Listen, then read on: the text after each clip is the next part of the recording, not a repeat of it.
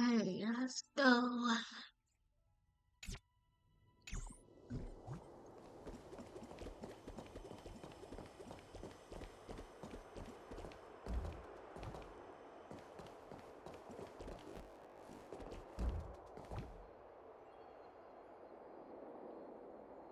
The fuck was that?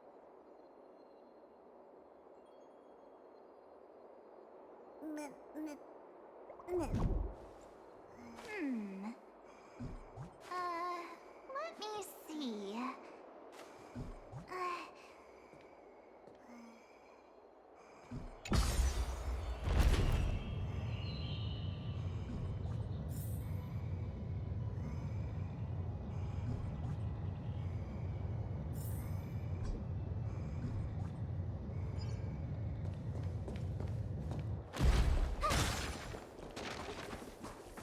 Sorry to keep you waiting, Lord Enexagoras. It's been a while, Lord Enexagoras. I greet you on behalf of all the citizens of Akima and express my deepest regret about what happened at the Grove of Epiphany. Who the fuck are It's you? you. I never expected that you would personally come and meet me. By carefully into Lantern above, I have come as a testament to the justice of the Council of Elders. There are Antikytherans here? They have been a rare sight ever since the Chrysos War. I extend to you my utmost respect, revered Titan. I am Lycurgus, though you may call me Ligus, holding an honorary position within the Council of Elders in Akima, and as the Theoros, I stand to protect the right of all upright citizens to express themselves freely. You can see them too? You know about us. We Antikytherans perceive the world through the amplitude and frequency of souls. Just as I am conscious that Lady Aglaya is secretly listening in on our private meeting from afar, if necessary, Lord Anaxagoras, I can sever the golden thread to protect your fundamental rights. The demigod should know better, for such is her station. Spare those poor threats, and just let her listen to my words. They shall serve only to unveil her own folly. May I interpret this as you having a countermeasure? I need not any plan, because she can do nothing other than petty espionage. As the Citizens' Assembly approaches, and with Orynyx's fall, any attempt to capture the core flame within me will only usher chaos and calamity. A truth she undoubtedly comprehends. While I, Anaxagoras, serving as the Grove's special envoy to Akima's Citizens' Assembly, have long known the extent of your abilities. Let's forego the formality of asserting authority, Lord Ligus. Lead the way. Very well. Surely Lady Kindness would appreciate such assertiveness in an ally.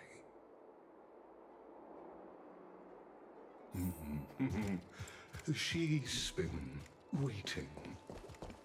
Follow me, please. Your wife is very evil. Is there something on your mind, Lord Anaxagoras? Nothing, really. It's just a question that I contemplate every time before I ascend to Dawncloud. For the Titans, does the falling equate to death? Ah, a pondering truly deep. Time is on our side. Do you mind sharing your reflections with me? While all living beings must ultimately face their demise, Kefali has yet to meet theirs. Their journey continues unhurriedly along this long path. Are you suggesting that Kefali may not have truly passed? Yes, for dying implies an ongoing process, an action, whereas death signifies a static state, a definitive termination. In contrast to mortals, Titans exist on a grander scale of space and time, thus elongating their passage into death. The notion of their fall is but a misinterpretation born of mortal ignorance. Ah, an intriguing concept, albeit challenging to substantiate. After all, Kefali has maintained a profound silence ever since the era Arasa, while scholars and priests alike have conveyed the message of the gods' imminent fall. Perhaps the gods, in their arrogance, deemed it beneath them to reveal their perspectives to mortals. Could you elaborate on your statement? Circes, the kin of the Sky Father as recounted in myths, now resides within my brain. Were I to inquire, Kefali would have no cause to refuse. Oh. That very well could be true. But what if the world-bearing Titan still chooses to remain silent? In that case, the myths crafted by the people of Amphorius are nothing more than pitiful jests. It's worth a try.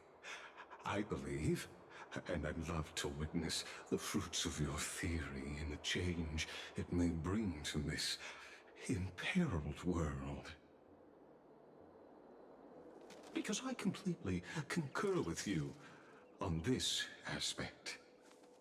If the Titan has indeed met their end, any response from them would be impossible.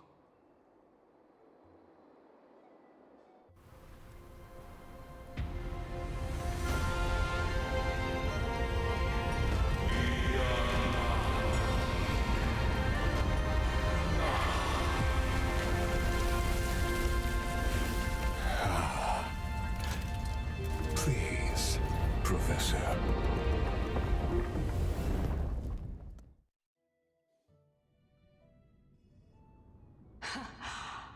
The children of humanity have indeed created a spectacle. Welcome to Dawn Cloud. The atmosphere here carries a greater sense of solemnity than the mundane clamor of the Marmorial Palace, with entry permitted only to the invited. Only esteemed beings grace this place, and among them I've received priests, scholars, warriors, and now we even have the honor to be in the presence of a Titan. Oh, what a joyous occasion. Once deemed a blasphemer, now a surrogate for revered divinity. The honor should rightfully be mine, shouldn't it? I'll notify Kindness and the others of your arrival. Kindly wait for a moment. A soldier will be here to guide you shortly. In the meanwhile, you're welcome to explore the vicinity, but kindly remain within the guard's view. Delaying the crucial meeting is something none of us wish to see, I presume.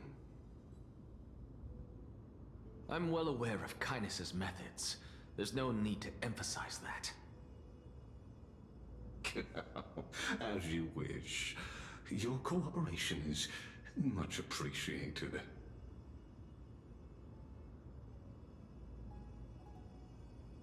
Alas, I had hoped for a brilliant plan from you, but it turns out you just left one cage to enter another. Save your concerns. I know very well what I'm doing. I shall depart to explore the surroundings then. Now that I look around, I wonder if there are any murals bearing my portrait around here. I'm quite intrigued to see how the children of humanity beyond the grove perceive another Titan. Off you go. I won't be joining you. This Titan appears to be quite at ease. I should investigate the Council of Elders' recent activities first.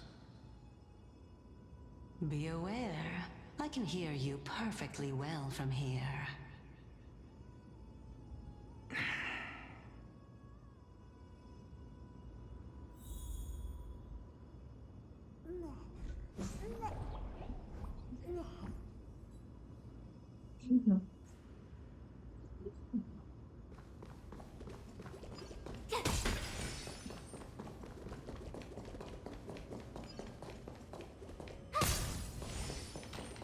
Ooh, treasure mine. Oh, shiny. Ooh, sparkly.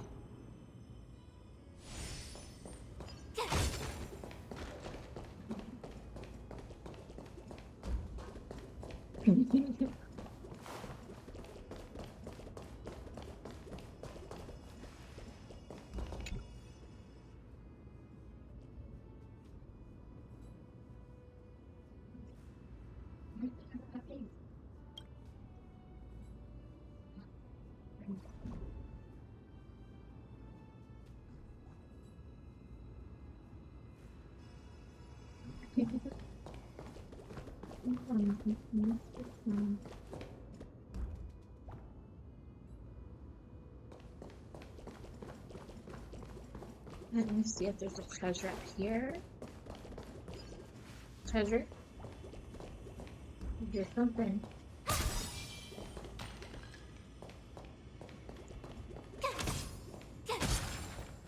Treasure mine. Huh? Finders keepers.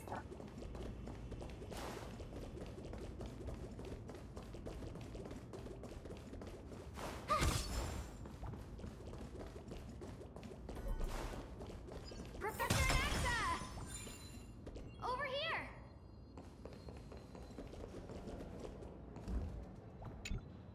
Professor Anaxa? Word has it that the scholars of the Grove valiantly perished resisting the Black Tide. To find you here safe and sound, thank the Fates. You could say it's the Fates toying with us. It's only the Crimnoans and Idonians who chase glory through death.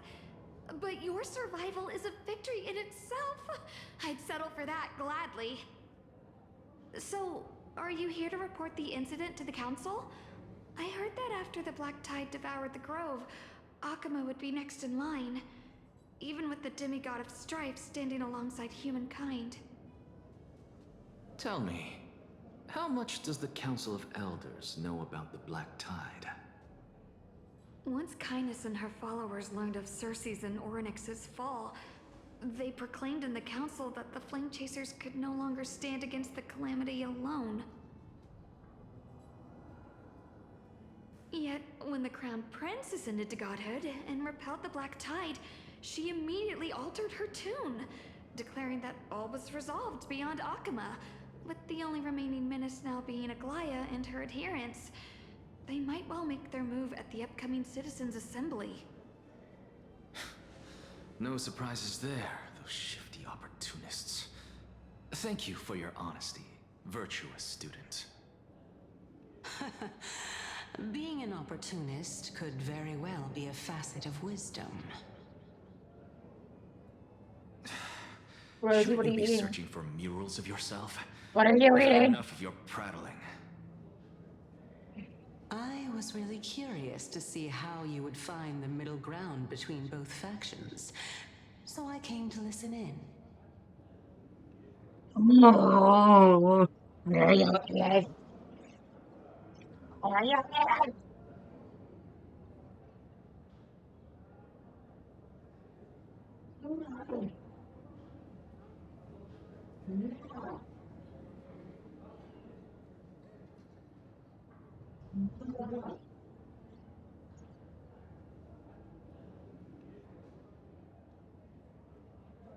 naughty girl. Naughty girl, Rosie.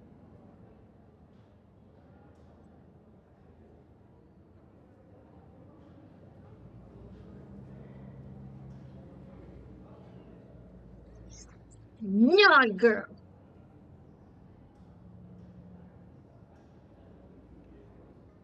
But it seems as though this kindness is much more ruthless than Aglaya.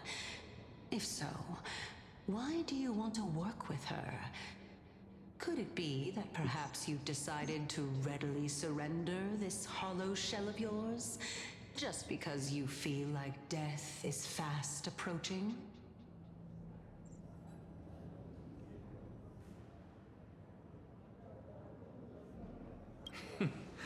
I'm afraid you'll be sorely disappointed if that's what you truly think.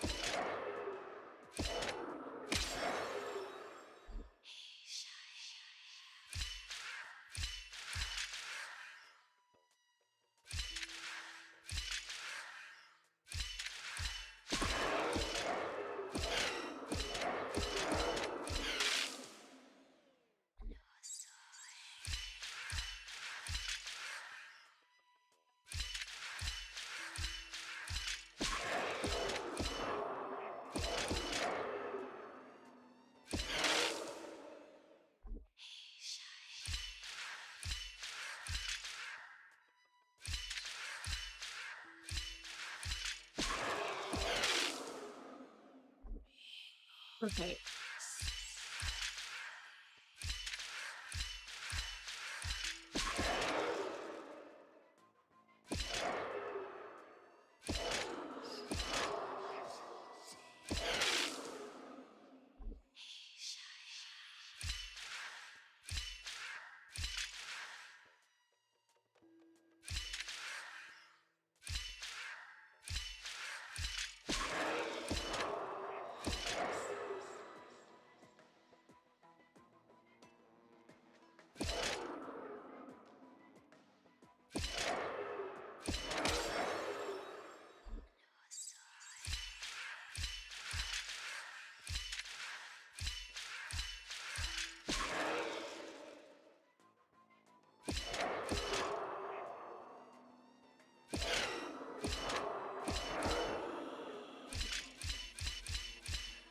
Haha.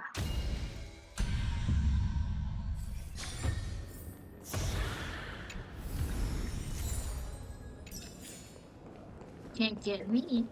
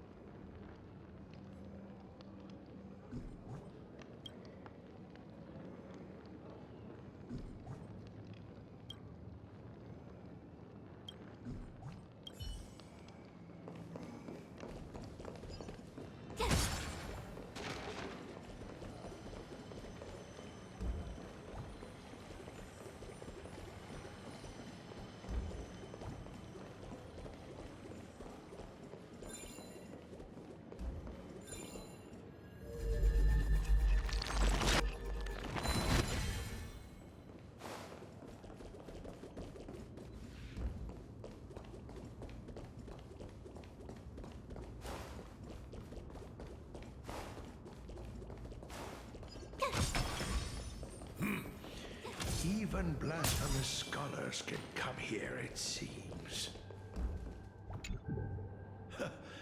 Anaxagoras, I thought that you had died to the Black Tide, just like the other scholars.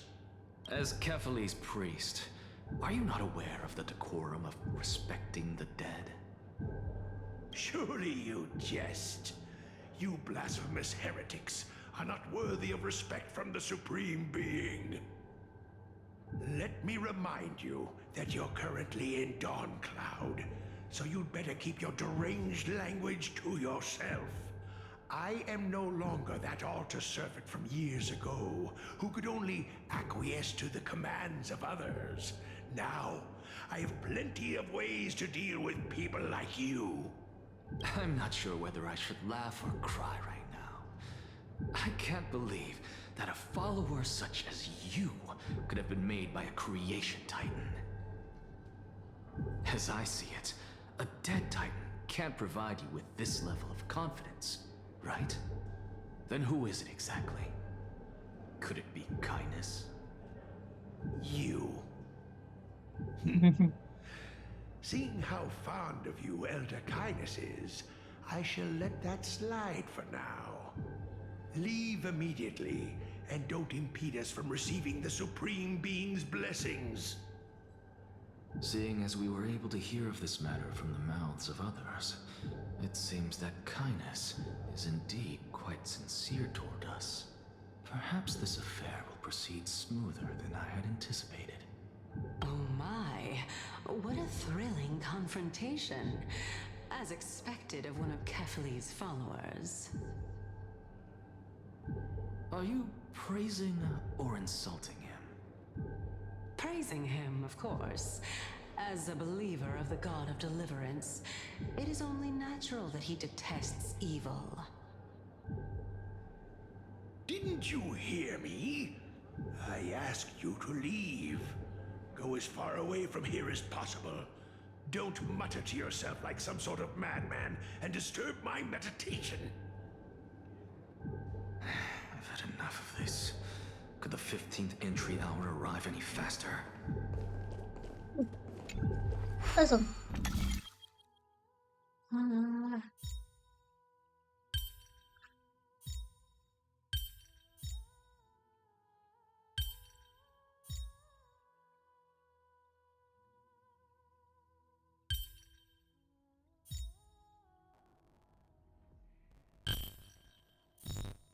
Okay.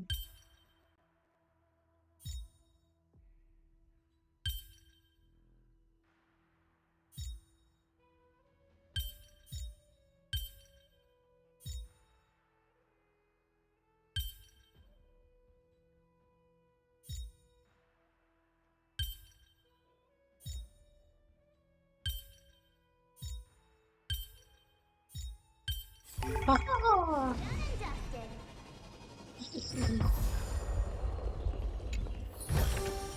Huh? Finders keepers. I'm so smart.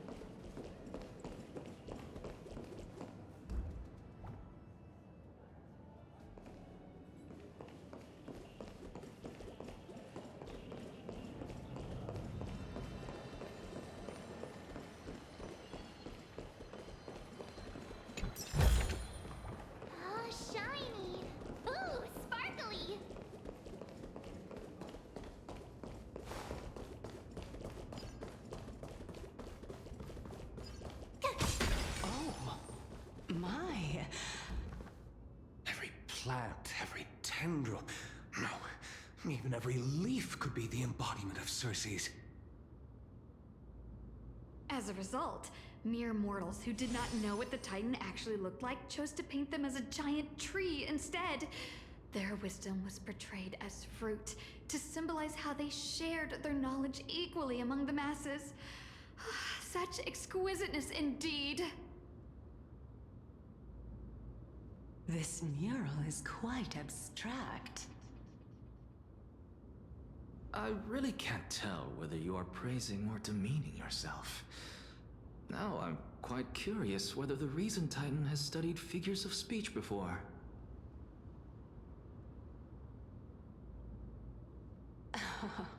Of course I find such stylistic devices interesting. For all we know, this could be the answer to the question, what exactly are we? I, for one, am not willing to admit that I could look this ugly. Was this the reason why you failed in your attempt to refine my soul when you were ambushed at the Grove? Since you are aware of this, why did you save me back then? From my perspective, this point alone was enough to separate you from the average person. How do two lunatics coexist in the same brain? Therefore, it seems that your journey to Dawn-Cloud this time is not just to seek protection. What, then, is the intention behind your actions? The entire plan is stored in my memory, so why don't you look there? Then don't mind if I do. 1 year old, 2 years old.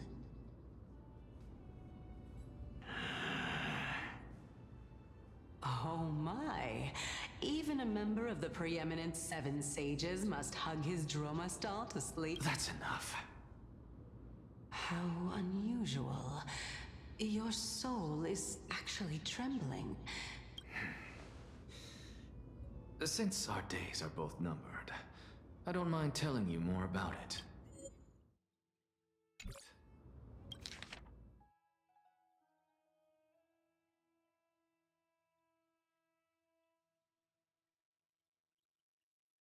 How unusual. Your soul is actually trembling. This must mean that behind this toy hides a secret that nobody knows, right? This is a present that my sister gave to me. It's a doll that was made to look like our family pet.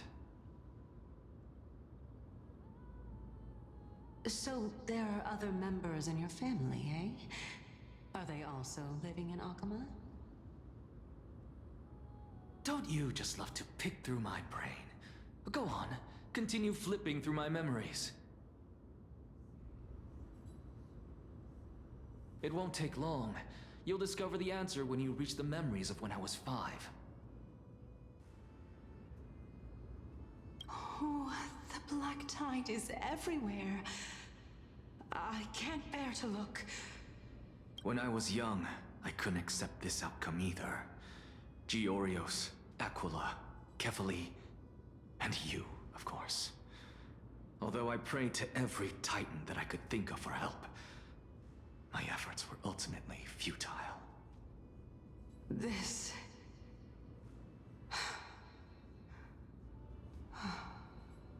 Could this be the inception of your research into alchemy?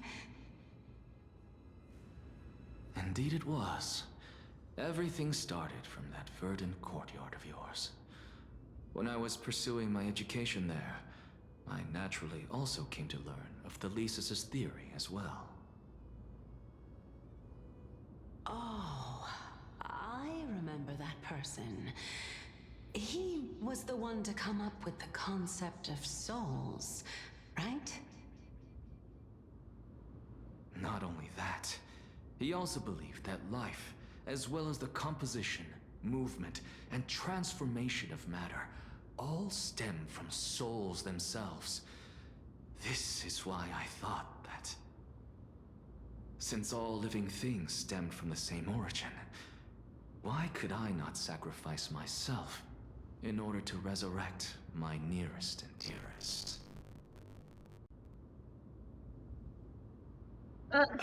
Anaxa, you...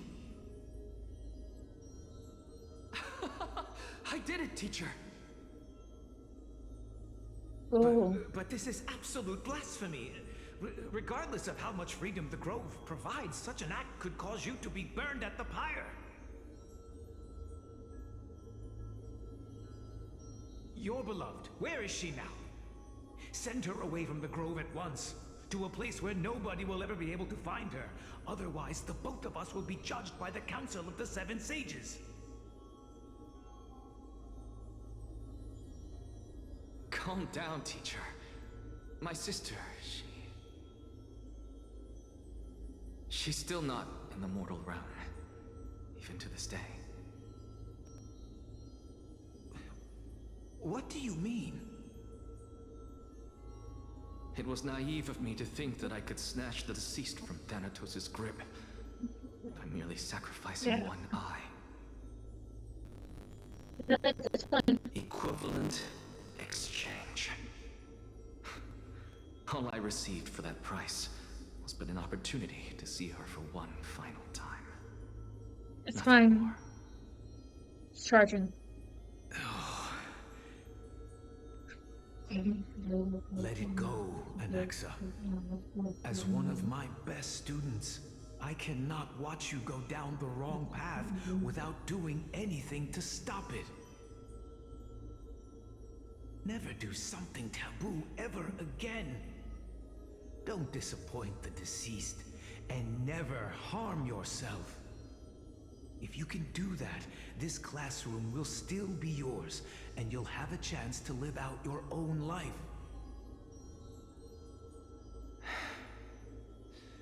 Since I was able to see her one last time, I have no other desires.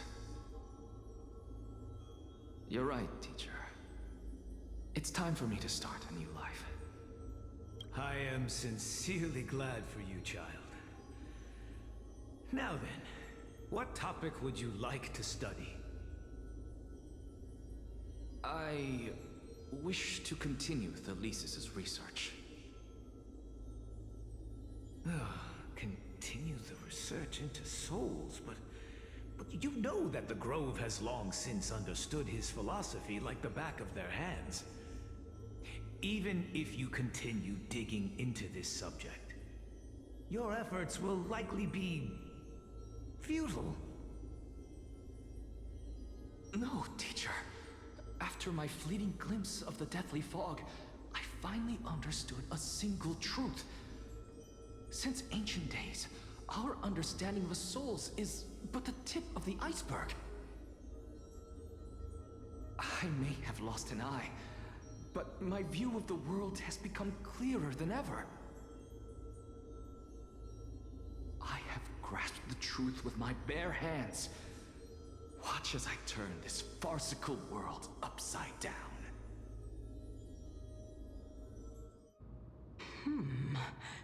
Who would have thought such a secret lay concealed beneath that hefty eye patch of yours? However, this story doesn't seem to be connected to your plan. In fact, I'd say that they aren't related at all. The answer lies within the tale. If even you cannot understand it, perhaps you should relinquish the divinity of reason to me. After all, it'd be a waste for you to hold on to it. My story ends here. Now it's time for you to tell me your secret.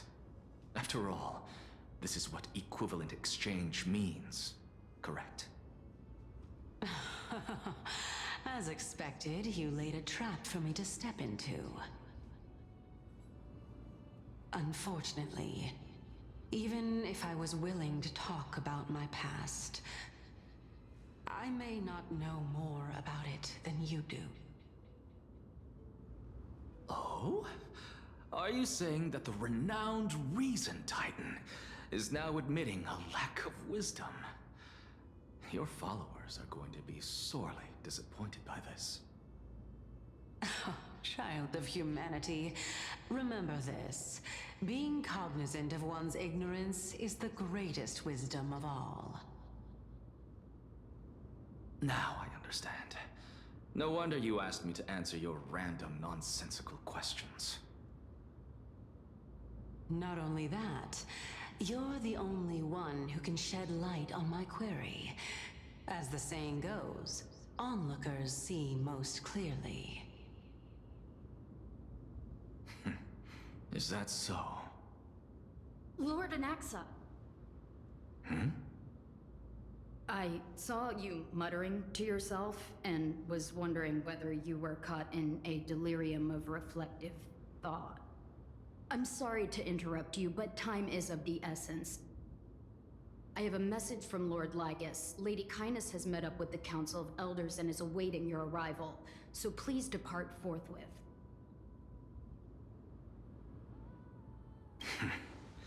It's finally time. Carefully. The one who created the world, and the one who bears the world.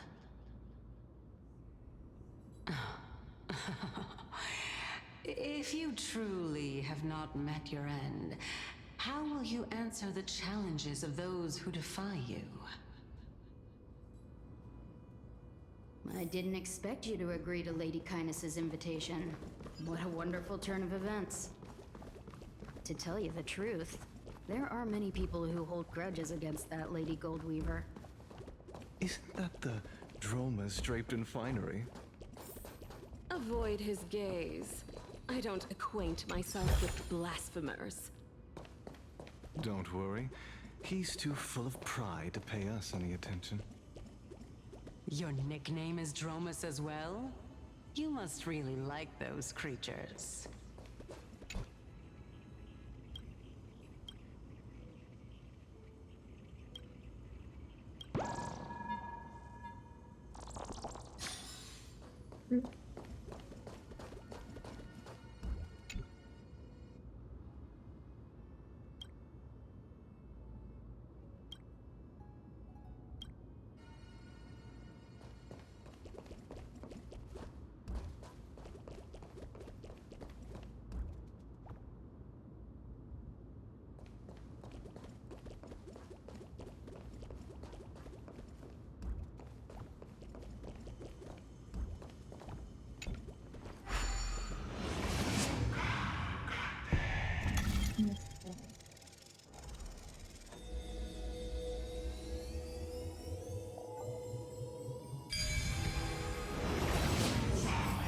A student of Empedocles?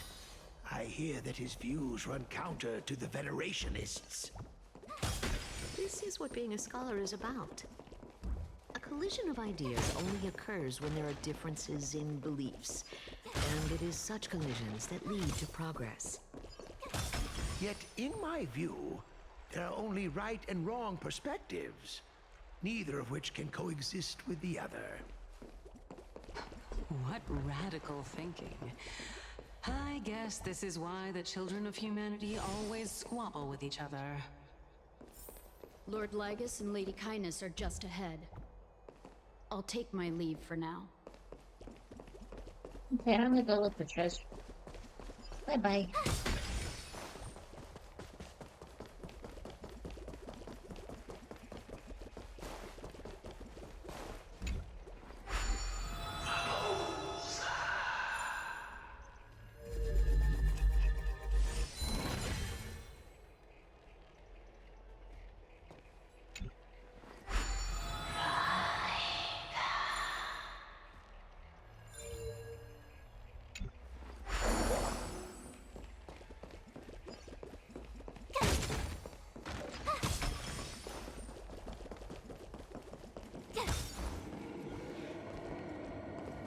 Puzzle. Puzzle.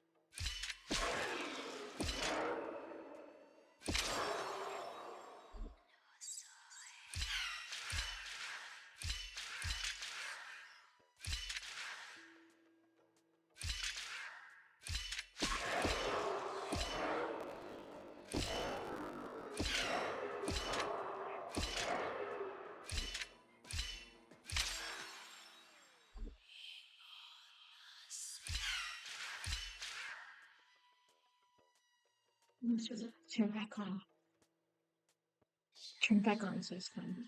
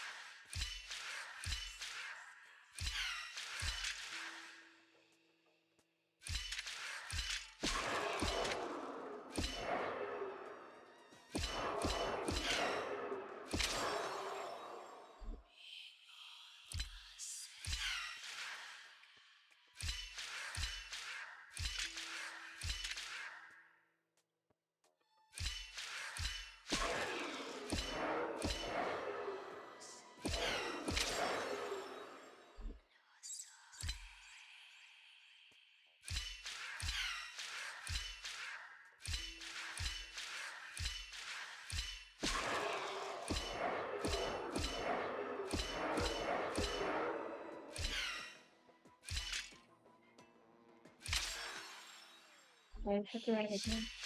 I think.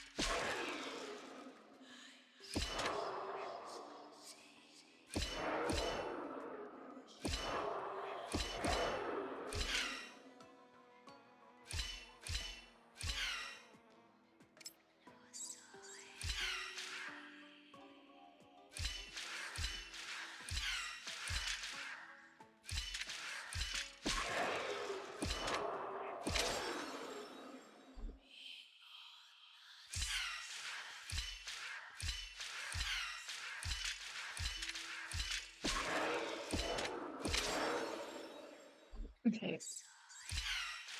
Concentrate.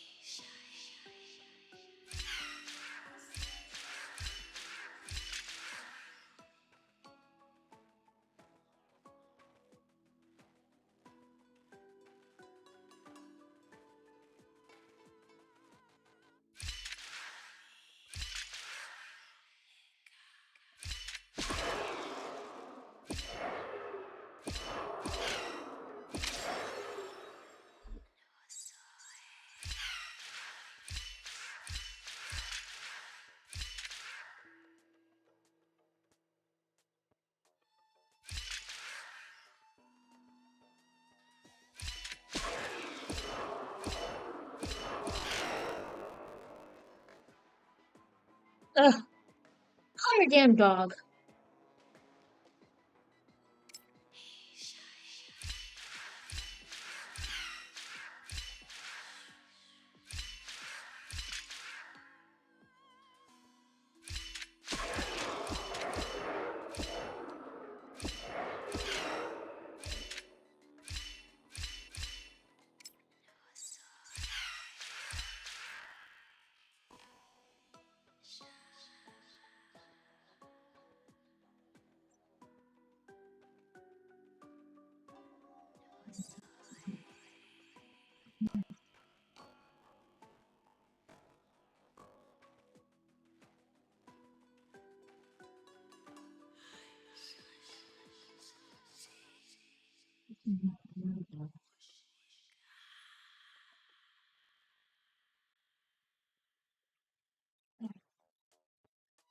She doesn't want to move.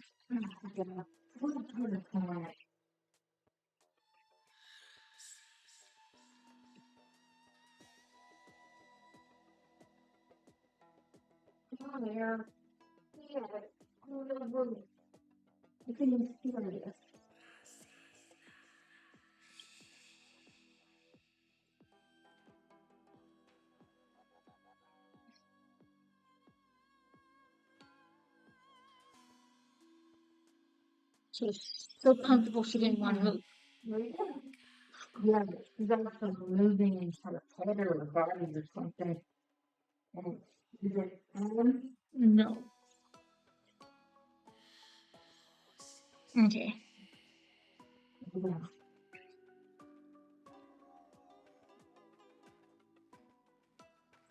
I'm not letting you get down there.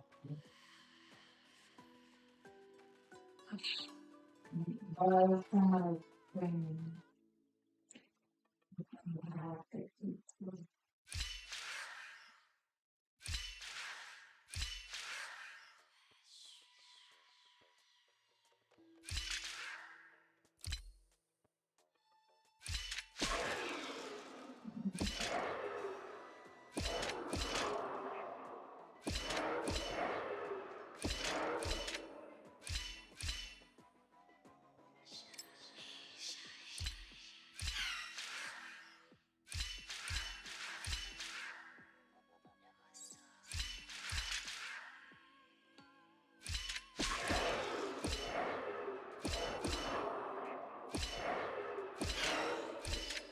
Ah!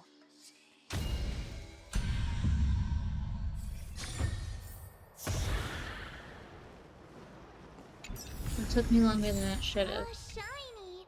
Ooh, sparkly!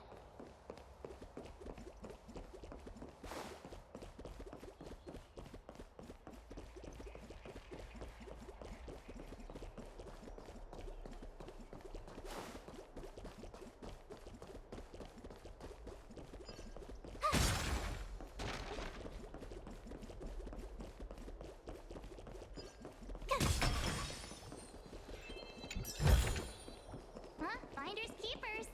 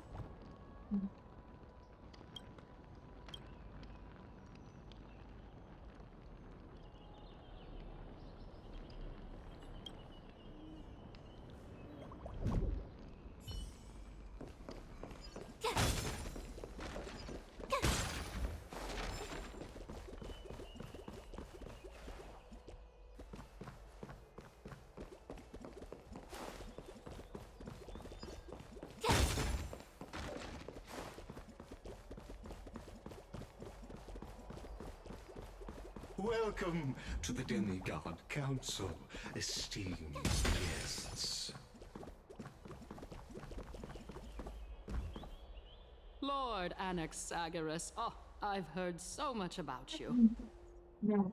Head of the Nusporists of the Grove of Epiphany, notorious blasphemer, a Chrysos heir who bears Circe's core flame, a survivor of the Grove calamity. Did I miss anything? Well, if so, please be so kind as to enlighten me. Since Yeah, Lady yes. Kindness is already well acquainted with me, I won't waste any effort introducing myself again. But then again, perhaps the customs are different here. Back in my hometown, there is a form of etiquette known as honoring guests. The host will welcome their guest with warm hospitality by treating them to fine wine and a cozy bed. And yet, ever since I arrived, I have not been welcomed with warm courtesy or ceremonial gifts. Instead, I am met with intense scrutiny. Even more absurd, The host has sharpened their blade and instructed their servants to lie in wait in the shadows. Perhaps you intend to cut open my heart, retrieve the core flame, and then hold a grand feast for all of the guests. Everyone, stand down. Thank you for understanding. I am but a feeble scholar who is not used to the stench of avarice and blood. No need to be humble, my lord. From my perspective, your courage and gumption are worthy of the reputation of the Seven Sages. Your bravery is more than adequate to accomplish our perilous endeavor. So, you wish to start a war? Well, since the Chrysos heirs are calling for war, we will respond in kind. Conflict is inevitable. Since Aglaya endeavors to suppress the virtuous commoners with blood of gold, we will not hesitate to display the rights and mettle the citizens of Akama are so entitled to. As to your question of whether peace is still a viable option, well, to that I can only say this. Everything hinges on the next citizens' assembly and whether they have a sudden epiphany amid the clamor of the masses. And since you, as a Chrysos heir, accepted our invitation, you have indeed given us a glimmer of hope. What brazen arrogance. What you're saying right now is worlds apart from what you were saying before you retired your cleaners. I don't deny it. After all, they're responsible for cleaning up any threats, and just a moment ago, you were on the side of the Chrysos heirs. But now that you're an ally of ours, we can continue talking somewhere else. As you know, these walls have ears. I was fortunate enough to have the opportunity to discuss a treatise about the Venerationists with your teacher, Empedocles. Yet, it seems you subscribe to the Nusporists instead, Lord Anaxa. I've heard that this school of thought is one with many detractors. It's normal for ideas to have supporters and dissenters, just like how there are two types of people in this world: geniuses and dimwits.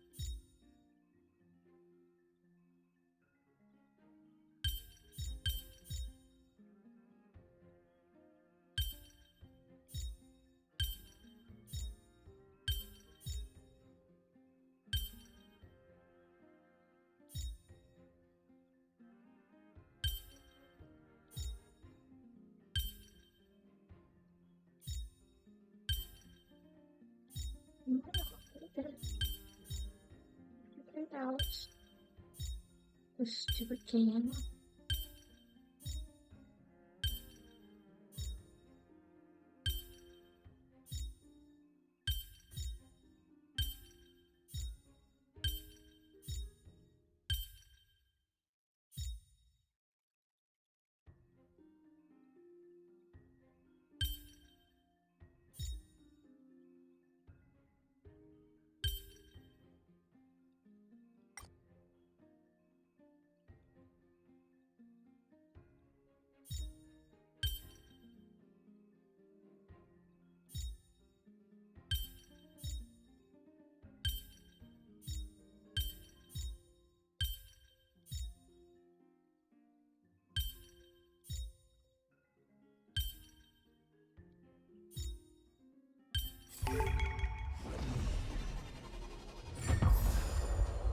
Oh, shiny! Yay! Ooh, sparkly!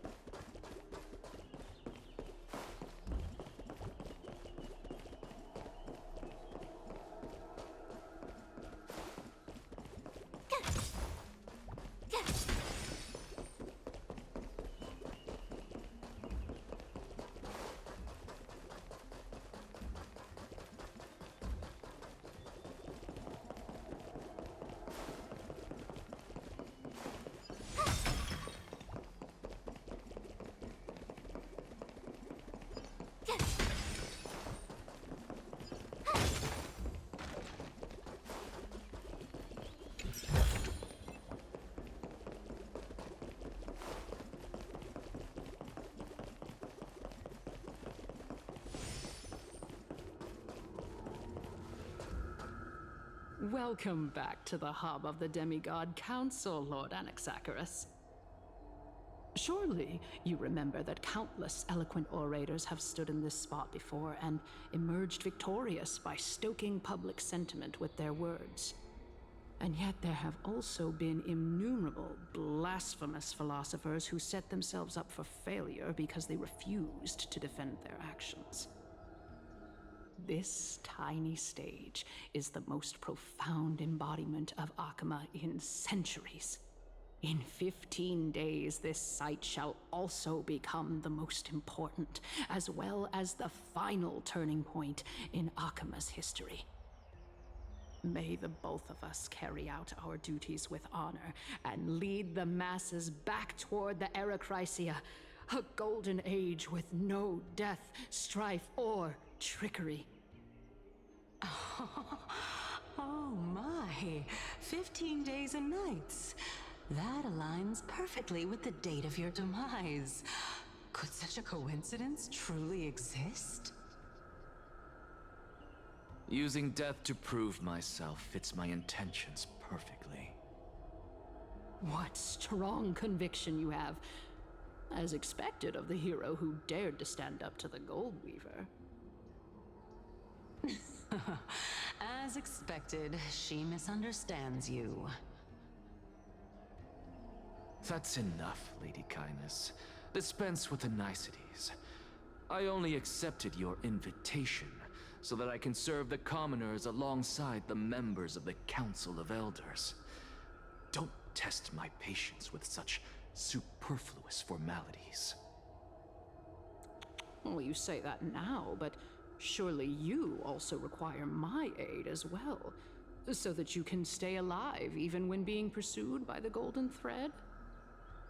You worry too much.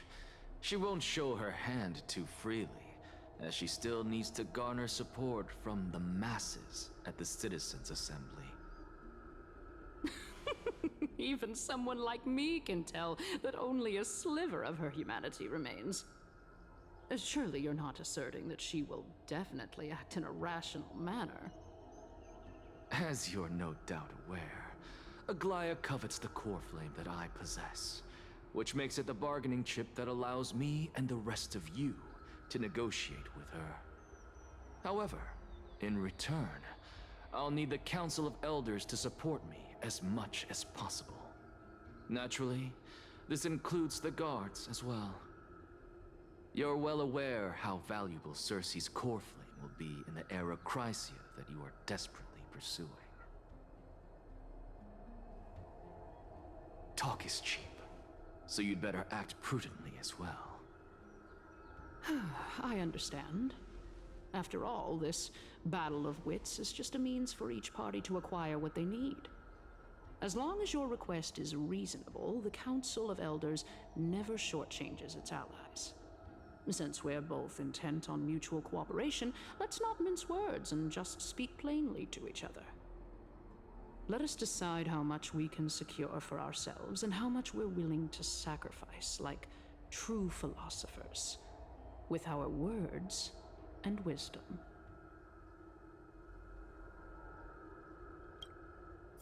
Continuing from the earlier topic, let us discuss our common enemy, Aglaya. She is the second most experienced Chrysos heir across the whole of Akama, who has gradually lost her humanity to the ravages of time and the ablation of the core flame. A formidable opponent indeed. Admittedly, there is ample reason for her to take your life. Yet your previous reasoning is quite sound. As a seasoned political animal, it's unclear whether she will actually cross that irreversible boundary. Moreover, she still needs you alive so that the Titan's trial can be completed. Is there anyone present who can swear by the sacred vow of Kefali and guarantee that you weren't in league with that woman before coming here? Are you just trying to pull the wool over our eyes and aid her in her savagery?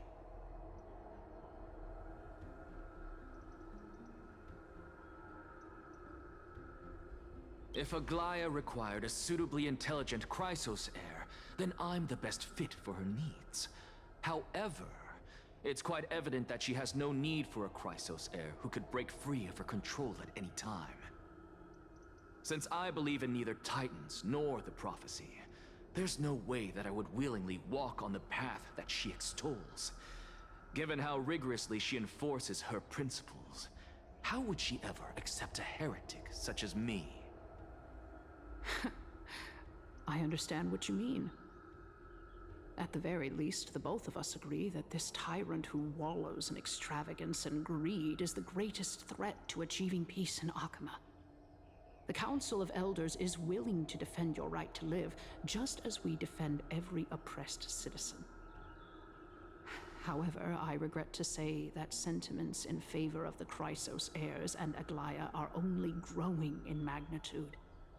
The peace that we are aspiring toward, as well as everything that we hold dear, will be destroyed completely. The city will be burned to ashes, and the citizens' blood will be shed. Tell me, what are you willing to do for our esteemed citizens so that they can vanquish the enemies of our fine city?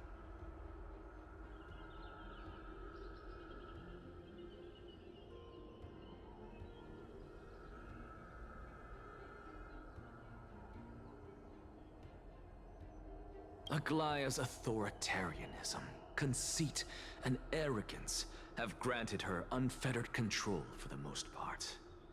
Yet these traits are also her greatest weakness. If I can render her helpless by forcing her to experience the agonizing pain of betrayal, I am certain she will never recover from such a setback. Surely you don't believe that such a tiny betrayal will be enough to push her to her wit's end. What's more, there are many who remain silent, merely watching to see how much chaos I can unleash. Not to mention, you know full well that the Chrysos heirs have never been a united front. In the name of Kefali, Akama thanks you for your sincere and valuable thoughts.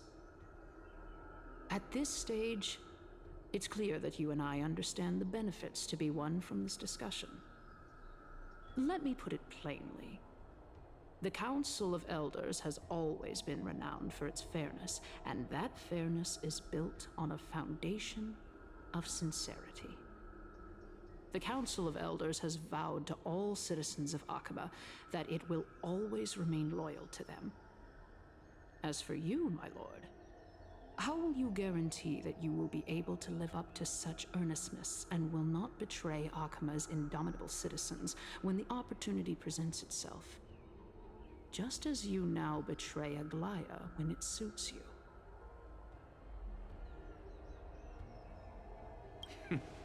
Surely you jest. My loyalty does not need to be proven. The fact that the Council of Elders is asking for proof of my loyalty is itself akin to a form of betrayal.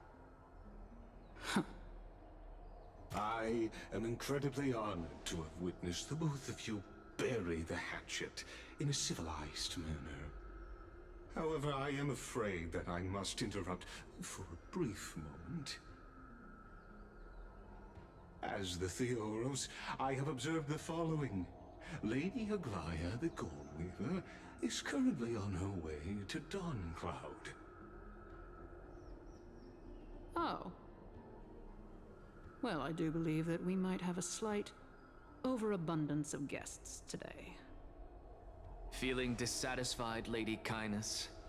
Despite the Council of Elders' lofty residence on Dawncloud, it must still tolerate the whims of the Chrysos heirs. So you were holding back just now. Seems like you are better at playing this game than I. In any case, I'm glad that she's arriving here. So tell me, Anaxagoras, now that you're an ally of mine, if Aglaya were to demand that I hand you over, what should I do? You can do as she says. Tell her that the Council of Elders merely wished to chat with me and had no intention of offending her. However, by doing so, the authority of the Council of Elders will be as thin as papyrus that has been soaked in blood. Not only can it be destroyed at the slightest touch, but the Council will also lose possession of a valuable core flame. No, more like 2 core flames. After all, at the next Citizens' Assembly, that young lady who is synonymous with death will also be standing on our side. Oh? How can you be sure of that? Is that of importance to you? All you need to know is that I have a plan. In my opinion, you should be more worried about the impending threat. If Aglaya can seize me in full view of the masses today, she could also dismiss the entire Council of Elders in one fell swoop tomorrow. If that happens, the discussion that we've just had will turn into an utter joke instead.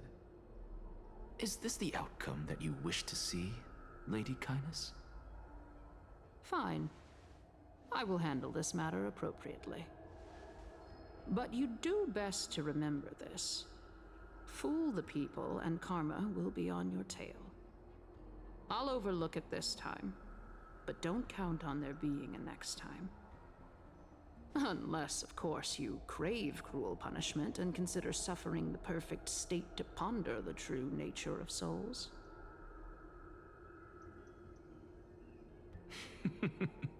Well, what do you know? That happens to be one of my rare talents. We shall see, then. I've got to say that you've managed to really impress me again. But shouldn't you be going after more? Dying to know what I'm after, hmm? I mean, I'm the reason Titan after all. It is in me to ask and seek answers. Easy there. You'll learn the answer soon enough. I didn't bring it up with her purely because she doesn't have the means to give me what I truly want. It's as they say, onlookers see most clearly. The true masters of Dawncloud have always been the Theoros, who watches over everything.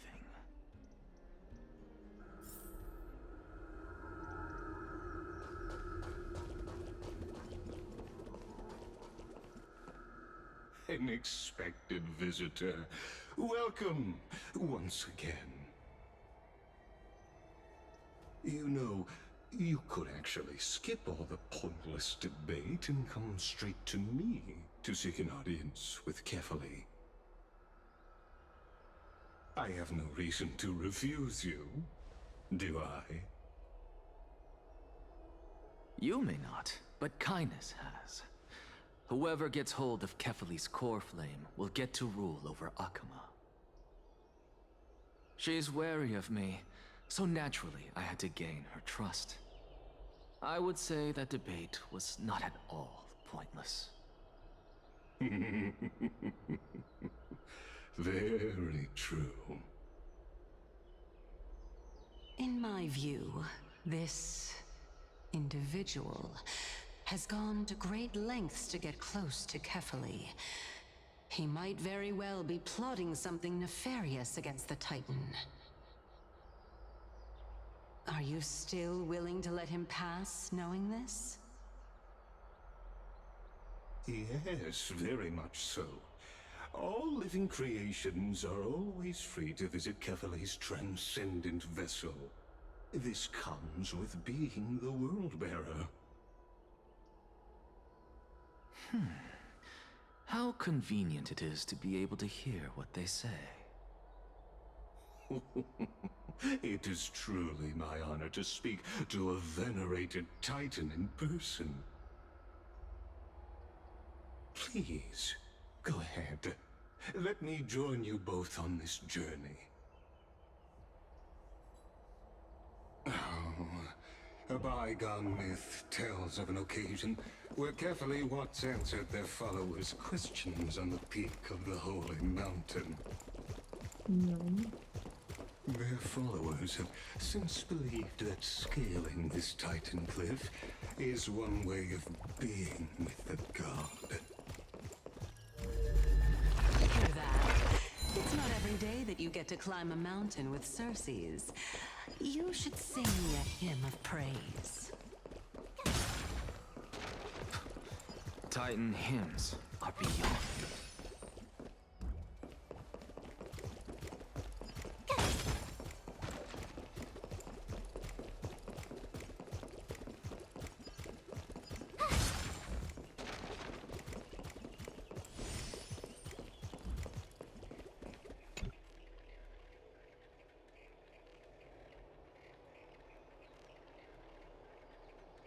Goodness. Which one of you have been doing that?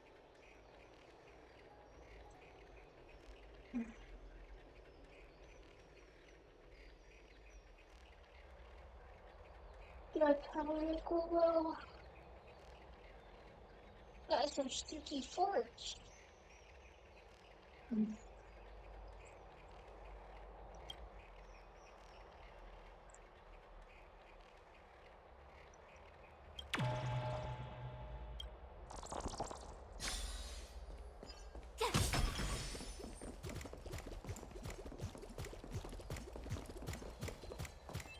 Go on ahead. Take this Yanis shortcut, and the long pilgrimage stairway will be waiting for you at its end. I have to admit, I never expected you to not ask me anything. Not even my motive. Because I know very well what it is you are after. As the saying goes, a gentleman helps others achieve their goals. I have a feeling that your theory will be validated at the end of this journey. I believe Kefali will not deprive you of your right to ask your question, especially now that you're on the brink of death. You must be closer to Kefali than anyone else. Wouldn't you agree? I hope things go as you say, then. Putting a child of justice into a farcical world is bound to turn it upside down. It is my hope that you bring a much-needed change to this world which is on the brink of destruction. Like, actually, how much do I have? Oh, only that much? Okay.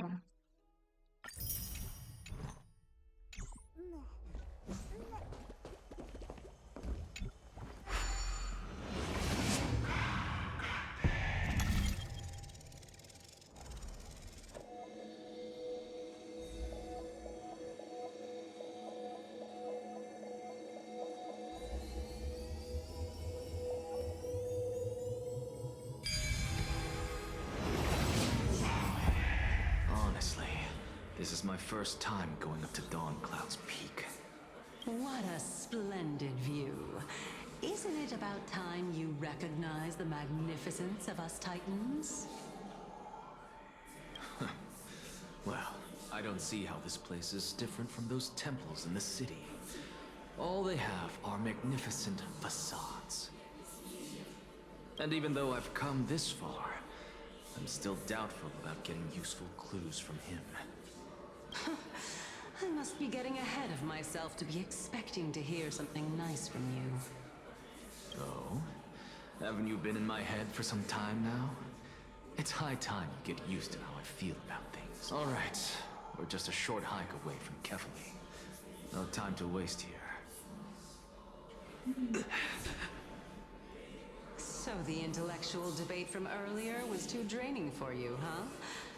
If Amphorius gets a new lease on life, you should focus on strengthening your body and stop shirking social interactions. Save your concern. The Titan is in sight. Can you make it? Why? Are you going to carry me up if I were to fall now? I know how far I can go, so just hold your tongue and come along. Fine then. I guess I won't say any more. I'll just wait till your soul dissipates completely to gain control over your body. Wait. Is that...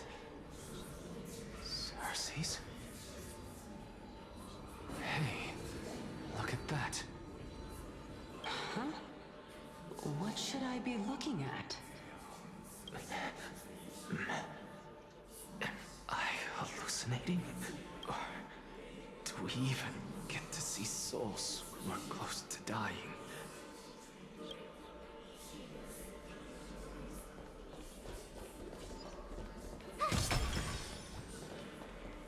You guys, oh, okay. You're on your knees. I thought you were stuck in the floor. Okay, that's a little better. Would have been funnier though.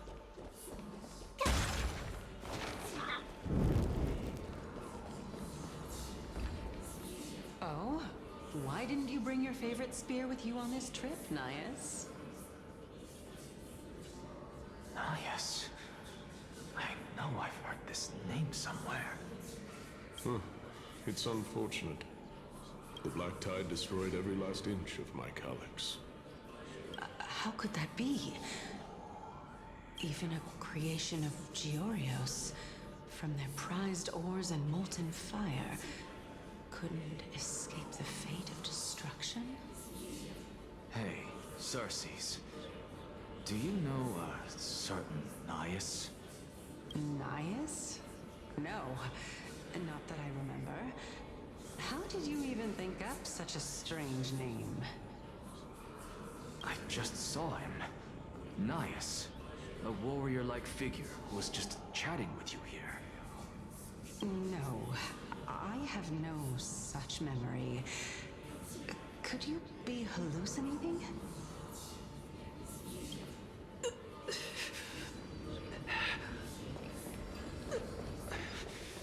This is a departed spirit.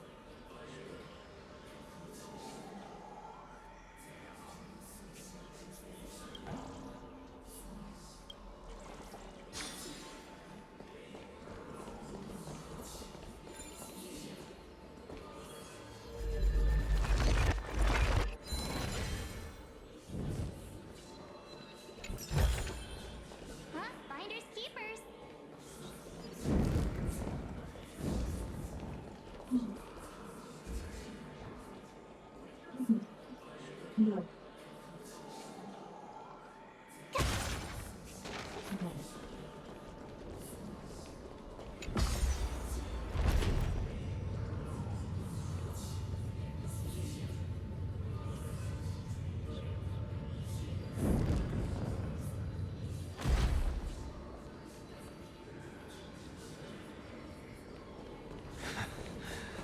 You two again.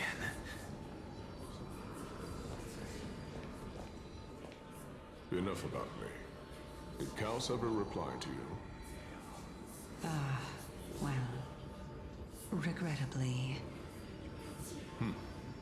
Seems like the price of becoming a demigod is a lot heftier than we thought. Kaos. Demigod. I've never heard of this person. Which Titan's authority did he inherit? Look on the bright side, Nias. Since we've come all this way, I doubt he'd snub his old friends, would he? Let's just hope we mean as much as the world to him. Hey! Are you seeing that same hallucination again? Yes. It's still you and Nias, but you're now talking about a certain Kaos. I'm guessing he's one of your companions? Kaos? This name sounds just as strange to me. Never mind. I think I know what this is about. If things are as I thought, then they aren't hallucinations, but the souls of people. What? But if those are the souls of the dead, then what am I? Beats me. For all I know, you're just an illusion I conjured up in my dying moments. Let's just keep going. As long as I take in more sights and hear more stories. Know your limits. Wander too far among the dead, and even I might not be able to save you.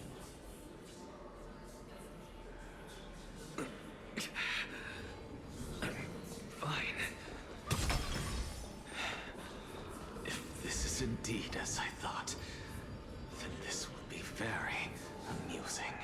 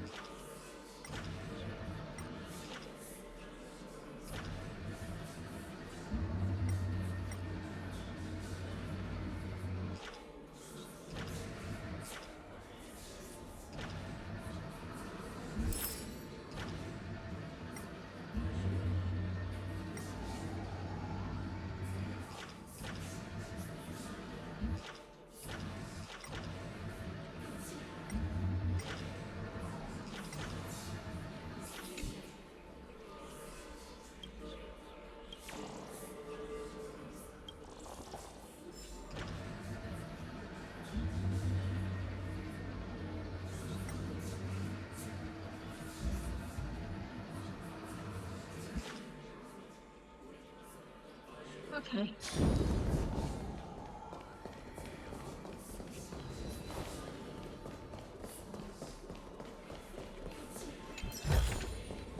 Oh, shiny! Ooh, sparkly!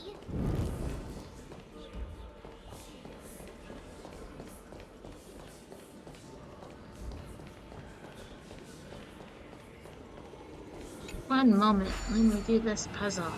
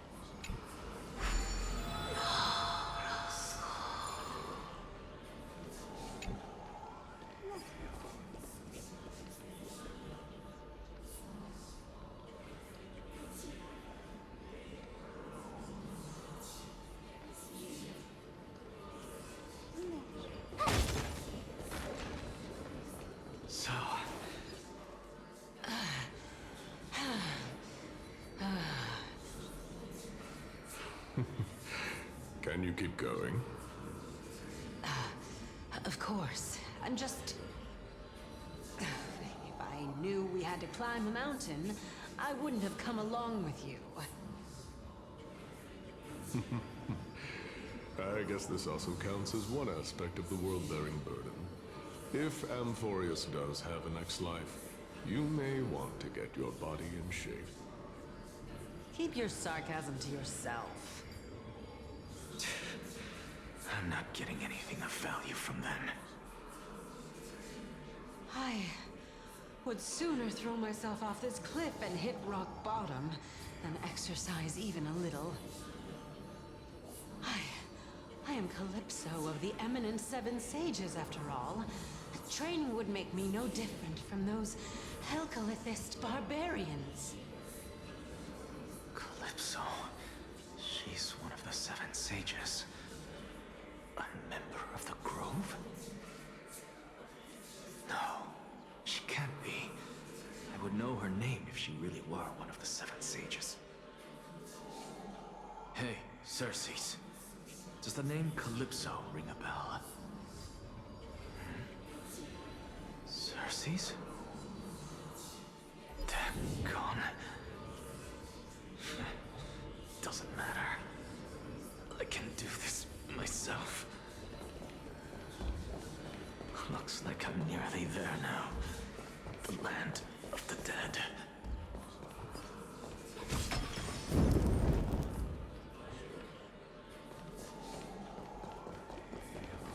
Oh, beautiful old world.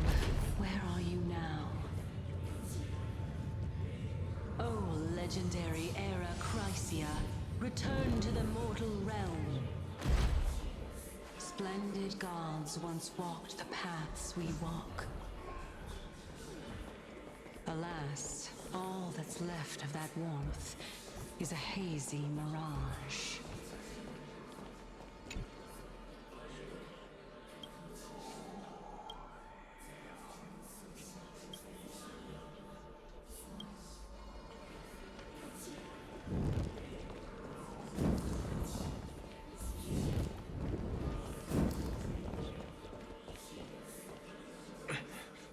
We're here. Finally. So, I don't get to ask the Titan my question. But all of you make for a pleasant surprise, nonetheless. Very well then. Let me uncover the truth for myself. Did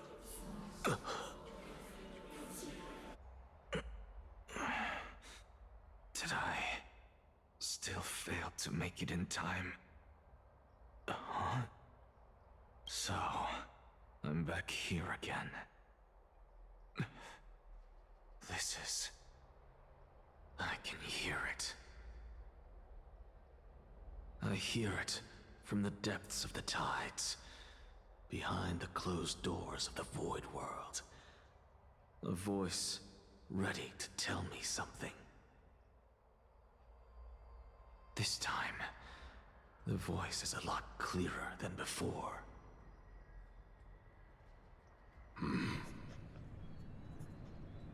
Since we've come this far, let's just wait.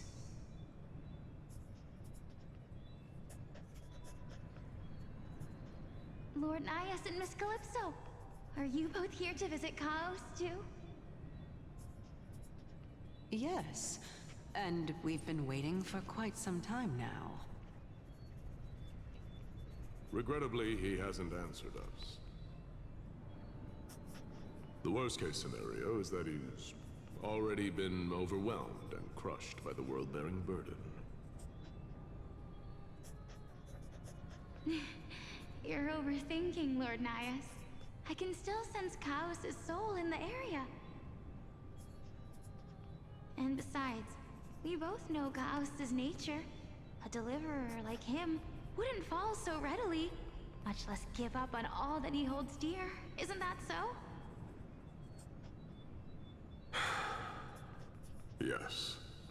I have faith in him. That reminds me. Why are you making this trip alone, Polixia?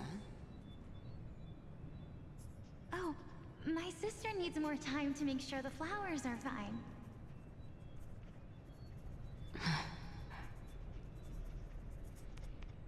Such a pity. Both of you have hearts kinder than anyone else. Yet you are born only to take over Thanatos' divinity. Everything that I see and hear this time has left me shaken to the core. What may seem like a mundane conversation is in truth a once-in-a-lifetime exchange that has revealed the ultimate answer to Cersei's question. The conjecture has taken shape and must now be solidified into a theorem. Next, I only need to seek verification from Kefali. By doing so, I can answer Cersei's question and reclaim my body. But no, I will not do that. That isn't important. Because another one of my conjectures, one that I have always dreamed of proving, has been proved right this very instant. Fusing a mortal soul with that of a Titan to replace said Titan is not a ludicrous idea after all.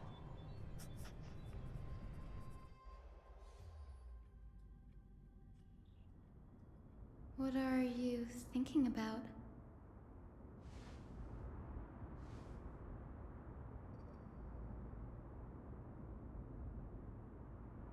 Is that so? You don't look the slightest bit amazed, though. Plus, you seem to be strangely familiar with the city around the Great Tree.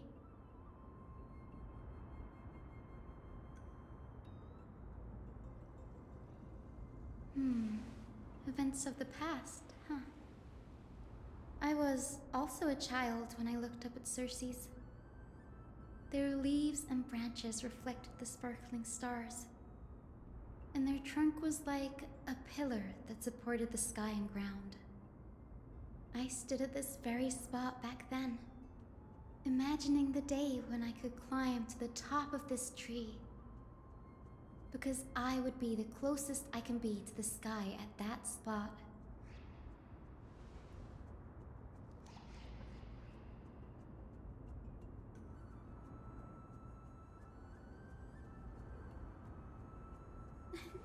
Don't read too much into it. I mean, can mortals even hope to reach Aquila's realm? They're a strict and draconian god, nothing like Cersei's. Reason is willing to share what is theirs with others, but Sky only expects people to revere them. You get what I'm saying, right, Denny? After all, the Titan that imprisoned you and Grey here in Amphorius is none other than Aquila themselves.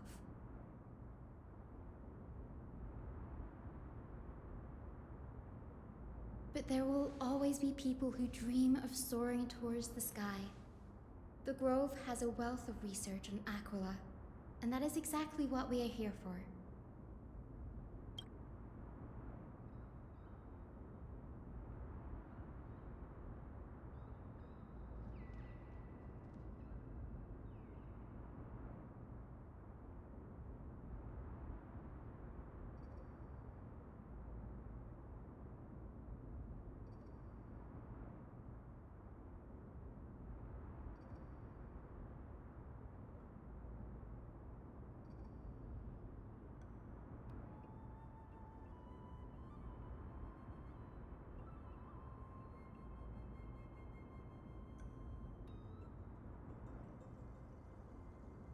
It's just... I never thought Grey would meet with something like that before we set off. As a physician, I should have been there by his side.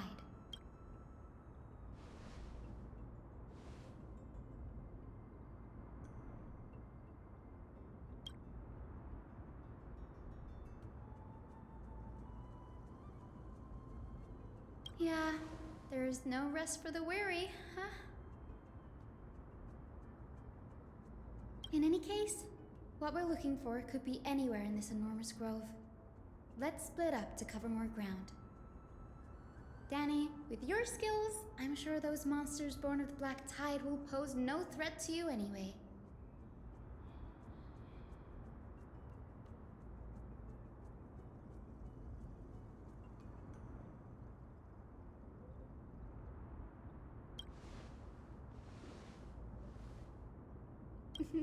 Have you forgotten that you're talking to the chief physician of the Twilight Courtyard? Have more faith in me. I'll be just fine.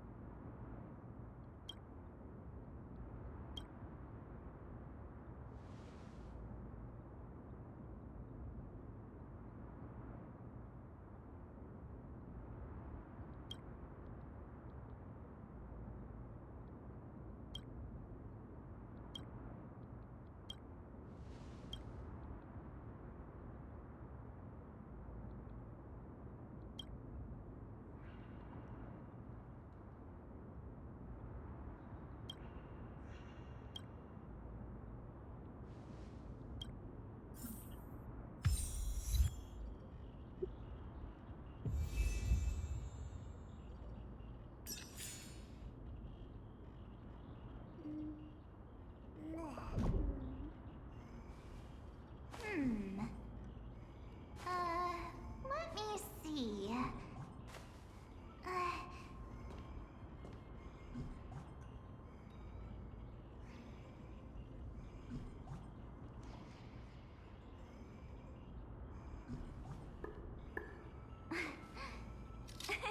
Cheese.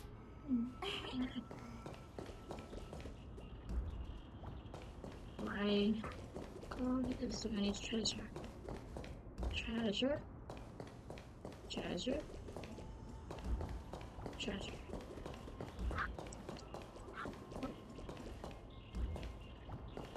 Catch.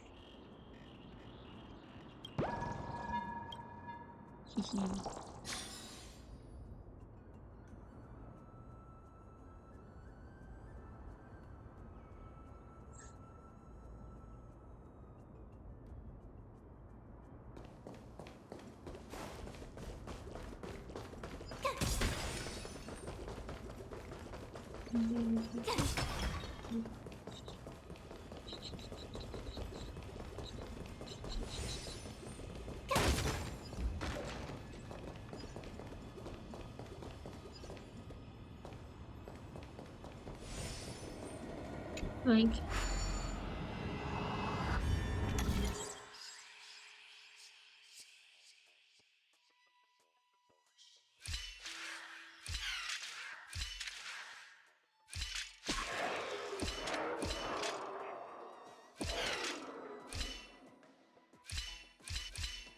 Yay!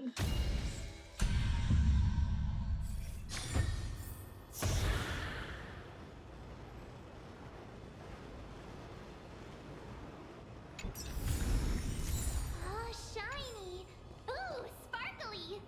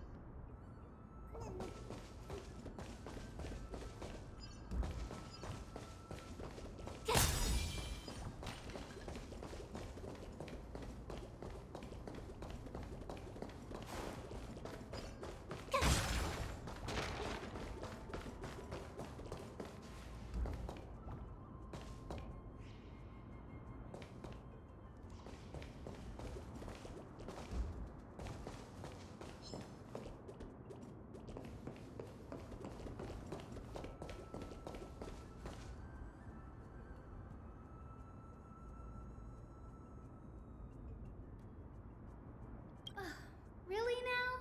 This is way more trouble than I could have asked for. Or you could sit back and watch.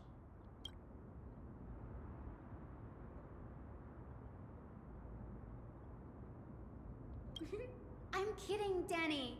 Lend me a hand, pretty please? All right, now let's get him!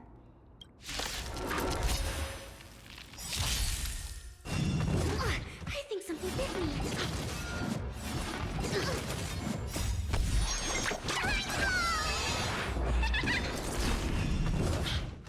Little worship.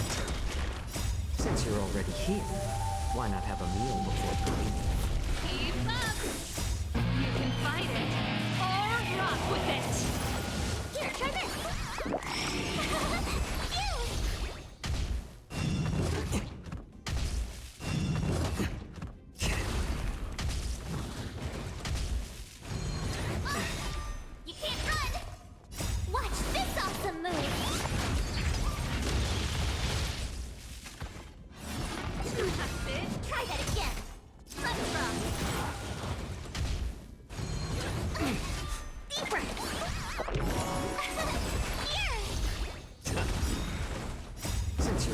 here, why not have a meal before you leave?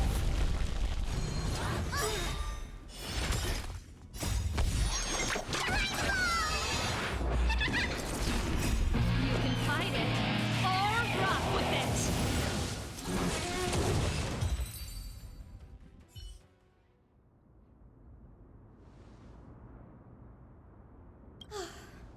The Black Tide is remarkably quick to detect the light of Amphorius.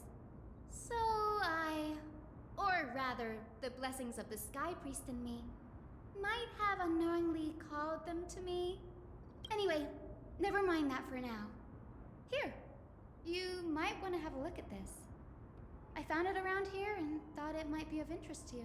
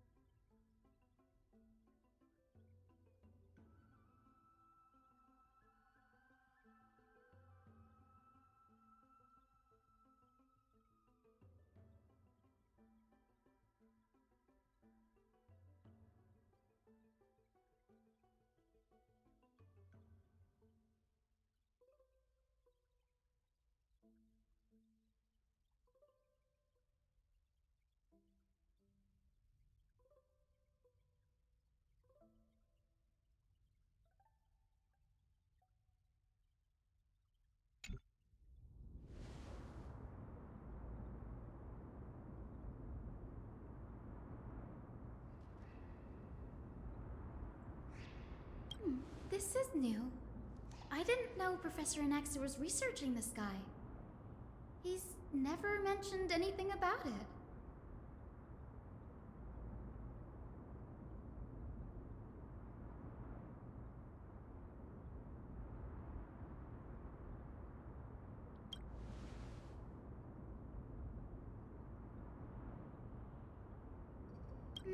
Might is an understatement. Anaxa has never been one to venerate the gods, nor has he ever found it within himself to put any faith in the prophecy. People have come to think of him as a heretic, even in a place as liberal as the Grove. Yet, it is also this very blasphemer that Circe's favors. Fate sure works in mysterious ways.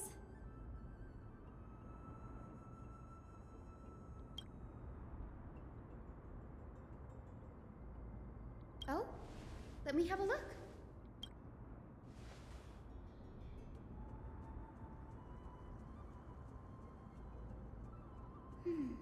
By the looks of them, these scrolls are records of two conversations that took place in the same setting, one after the other.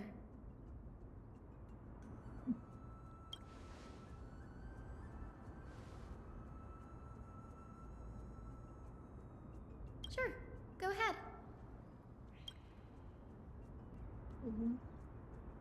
The Grove of Epiphany is home to 7 schools of thought. While all 7 schools are founded on the ideologies of Thalesis, the first scholar, each is unique in its own way. Among them, the Venerationists revere and worship the Titans the most. As the sage of the Venerationists, Euthyphro has always been at loggerheads with Anaxa. If we were to place the 7 sages on the scales of Talanton, Anaxa and Euthyphro would be placed on opposite sides to achieve balance.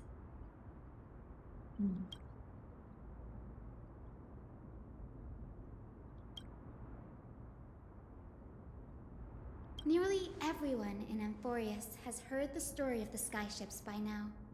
Aquila's stature is loftier than the heavens, and their divine retribution is merciless. That's why it's no use building giant skyfaring ships. Oh, but I do wonder if a supercharged mini Treevy cannon could slip past their watch.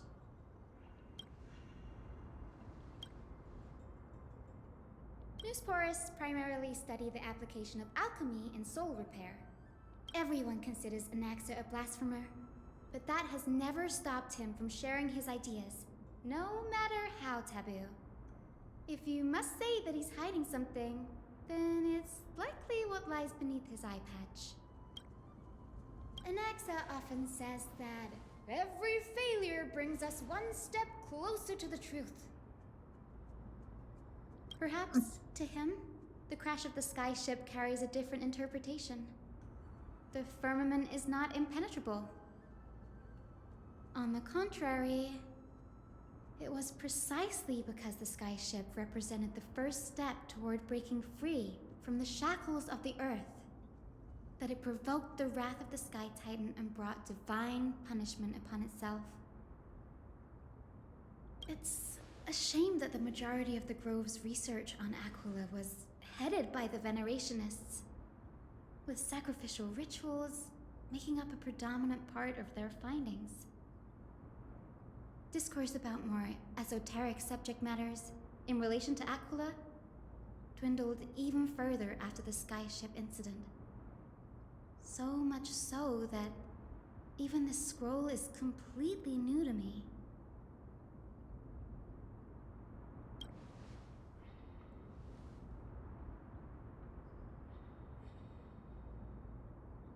Since I'll end it at maybe 3 hours.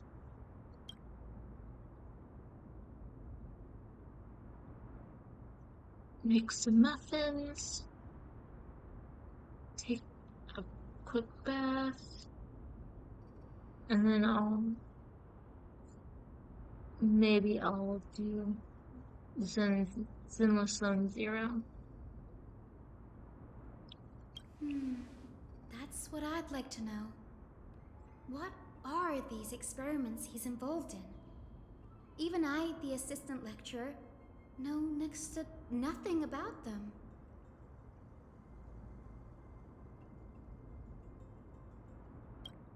I have a bad feeling about this. Could there be more to what happened at the Grove?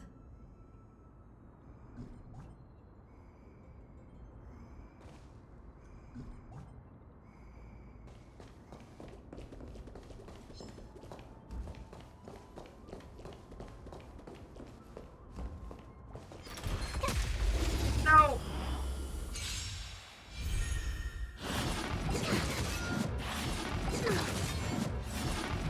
Sorry, General.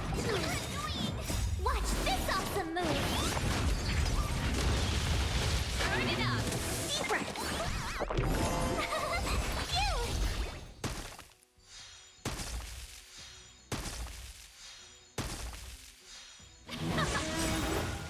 You can fight it!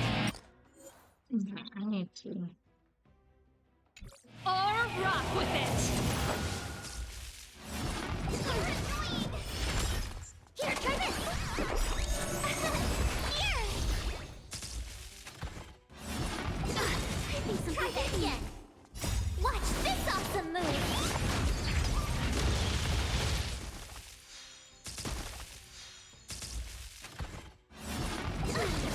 You can't run!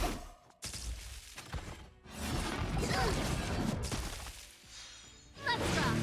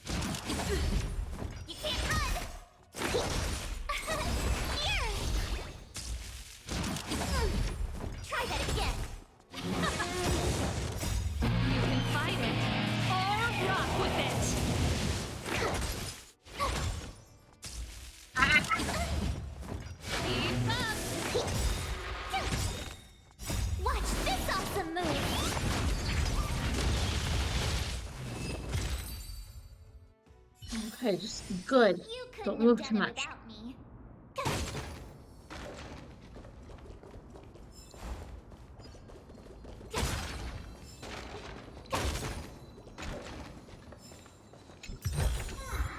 Huh? Finders keepers.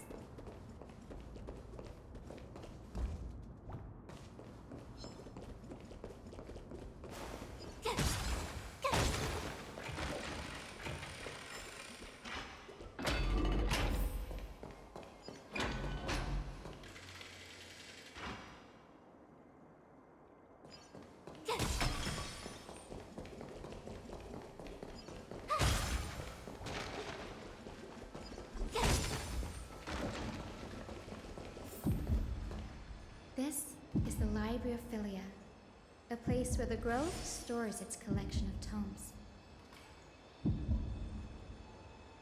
Other than books written by the 7 schools, you can also find philosophical texts, ballads, and religious writings from the Outlands here. Cities that desire to learn from the Grove were apparently expected to contribute knowledge of equal value to what they saw. We've had more than our fair share of hilarious episodes over the years. For instance, it's said that the Erythrocheramists once borrowed a manuscript from a certain author, but ended up returning a copy instead of the original. What's more, the original manuscript was supposedly then hidden here.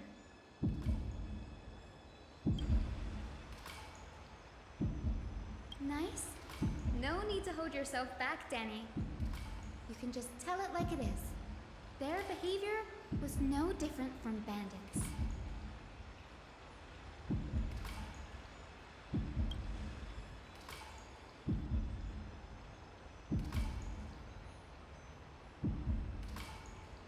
Whew. You've got me there. Some said you couldn't even find a dictionary in Castrum Kremnos, so I guess they were spared. There are too many books in the Library of Philia. Flipping through them all will take too long. Why don't we use the Biblioslate to search for the texts we need? We can bring them back to Akama for reading after that.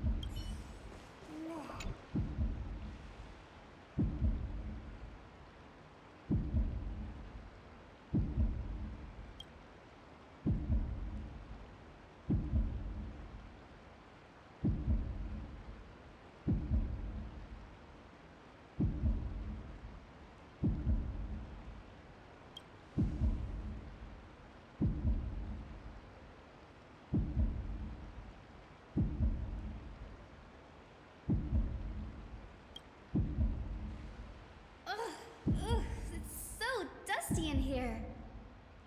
I can already see what they must have written. Anaxa has no respect for the gods. His very existence undermines order in our society. They're probably all things like that. Why else would they call him the Great Performer? When Anaxer established his school of thought, the first thing he apparently did was read his own work to everyone. Are the Titans truly an accurate reflection of what humans think gods should be? Worlds created by gods are indubitably perfect, but what of Amphorius? Only foolishness and insensitivity everywhere you turn.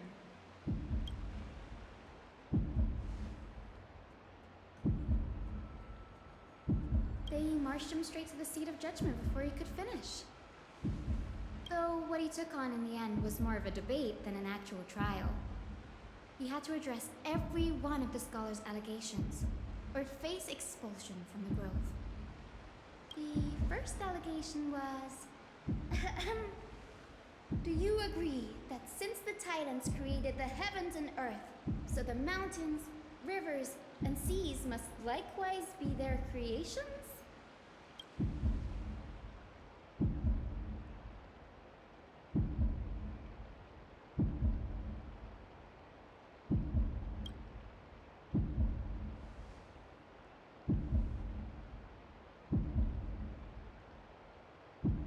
Anaxes said the same thing then. Needless to say, his critics didn't take kindly to his answer, so they followed up with a second allegation. You claim to be studying souls, yet you are, in fact, defiling them and committing acts condemned by the gods. Do you admit it?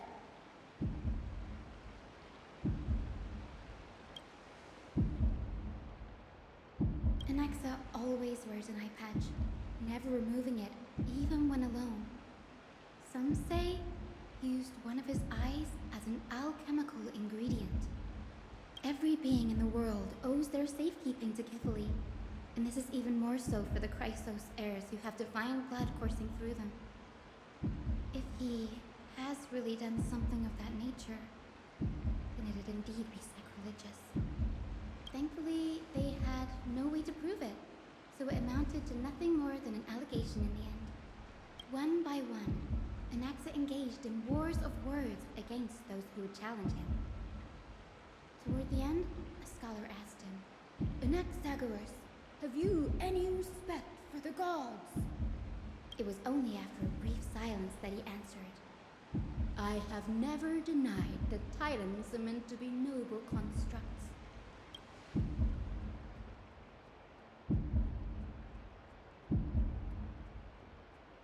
Yes, I'm not sure how that controversy was eventually resolved, but what's for certain at least is that Anaxa was allowed to stay in the grove where he continued his research, despite being regarded as a heretic. By the way, this stack of complaint letters has reminded me of a place in the grove. We may find clues there that aren't on the teleslate.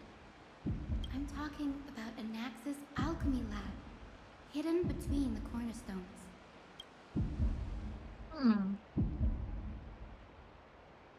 It's a well-kept secret. Among the 7 sages, excluding the nominal chief sage, each has a private sanctuary where they can conduct research undisturbed in their free time. Even the administrators of the Library of Philia are restricted from accessing those places and documenting the sage's research. But with the grove in this state, I'm sure Anaxa won't be mad even if we sneak into the lab for a short while. Right?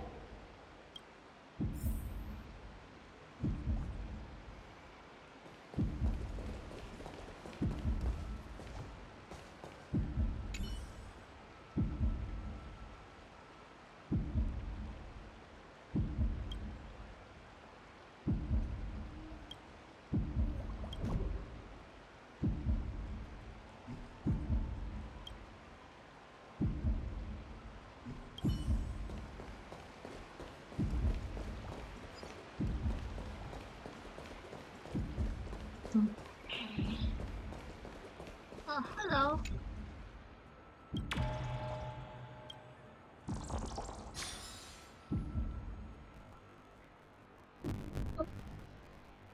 Okay.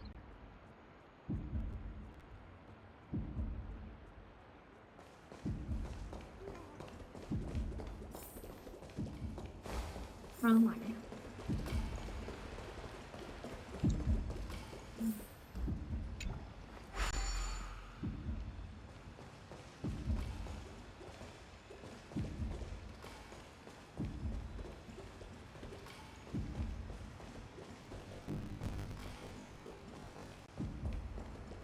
Cozy City.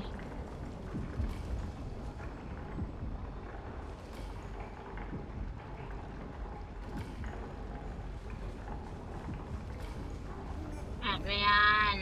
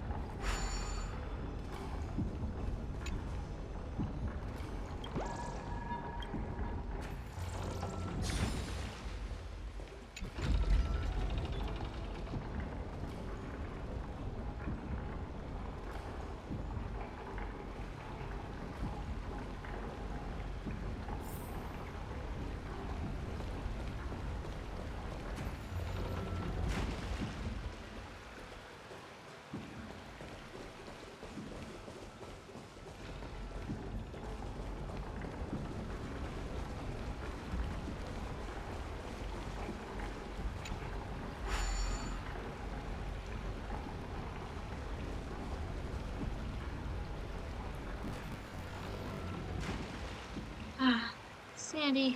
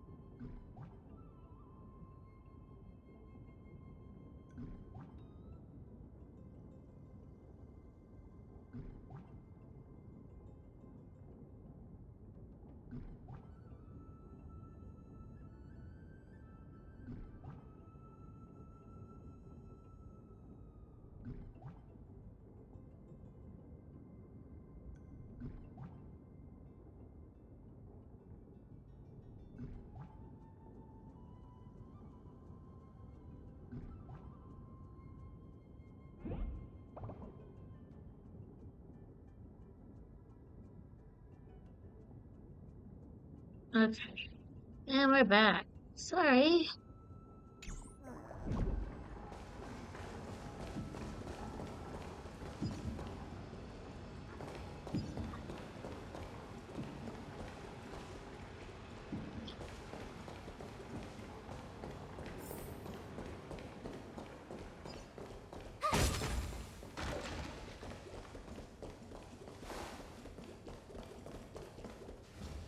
This is the place, but where is everything? Materials for alchemical experiments, matrix diagrams, and even the seal to the lab. They're all gone. Did the Black Tide destroy it all?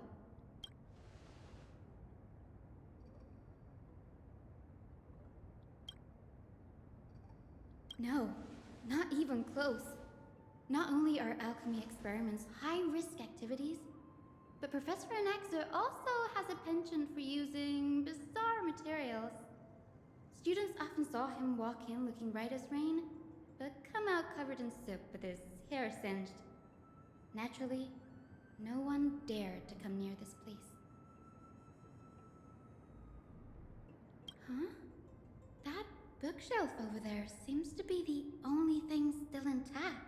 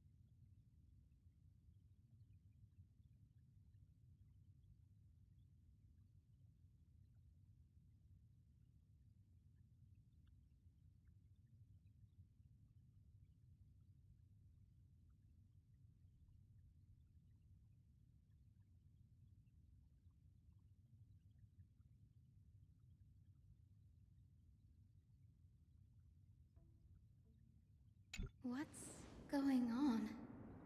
Anaxa is conducting research on our friends in Alchema and me?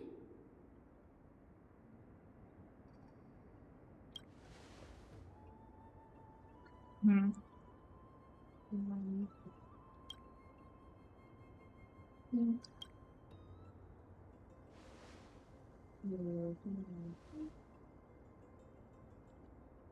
It wouldn't have been so strange if he had focused only on Cassie, given her own curiosity about her origins.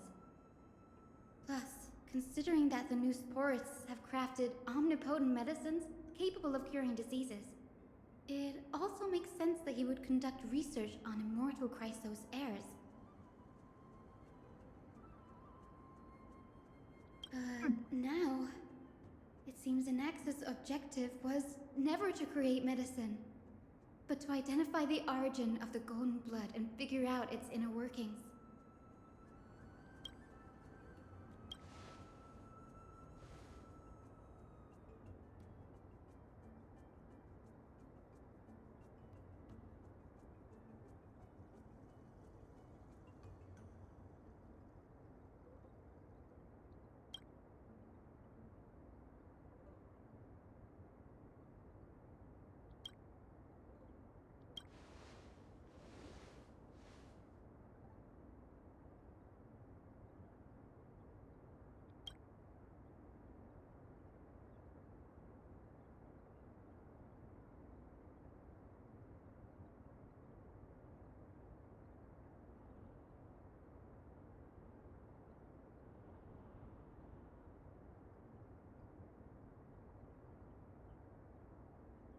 Oh, Oopsie. So,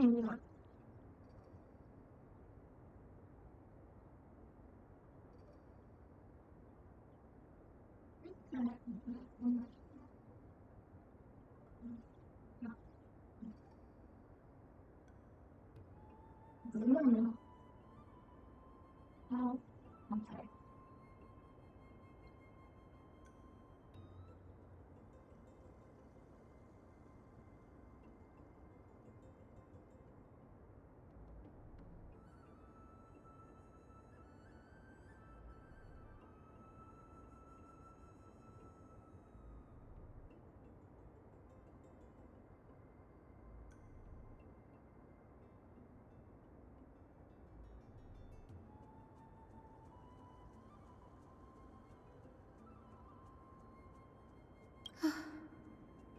Danny, look at this. I have a bad feeling about this.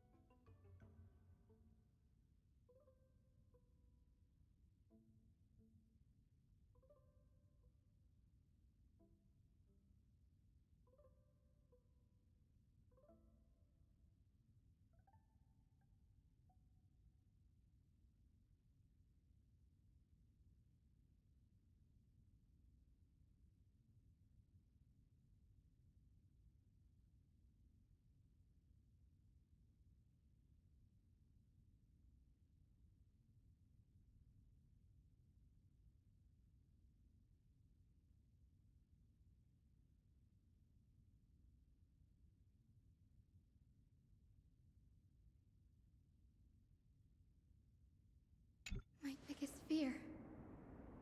It's come true. After going through his notes, I think I can piece it all together now.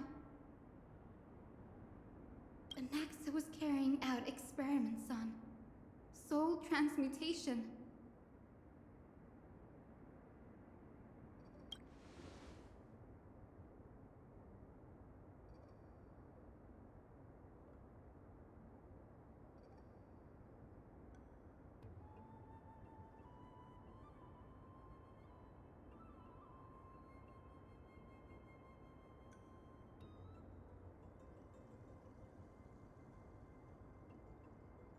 Yes, this is what he was secretly conducting research on.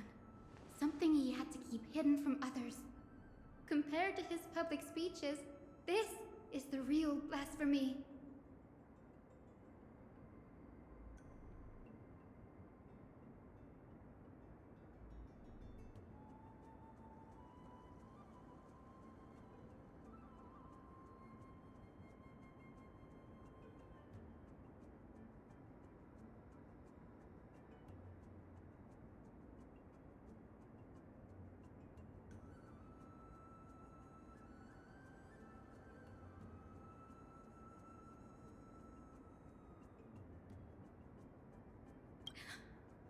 Oh, I just thought of something. Do you remember when the Black Tide was approaching? The Grove had planned to send Cersei's core flame to a safe place. But an accident happened along the way, and Anaxa lost his life in the process?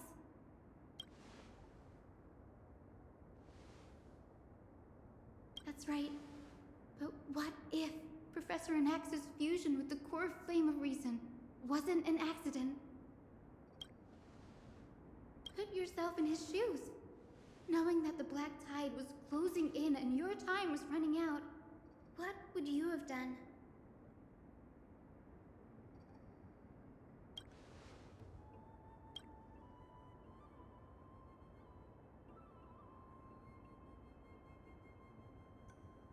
Exactly. When the Black Tide came, the true reason Anaxa headed to the Luminary Throne was to transmute and fuse himself with the Titan's core flame. No. Judging from how he reacted after the event, the results came as a surprise. Maybe he failed to consider the possibility that Circes would make a similar decision. The manuscripts detailing all the alchemical formulae have been taken away. His research is still ongoing.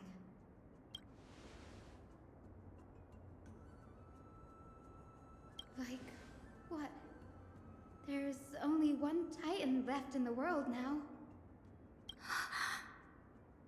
No. No way.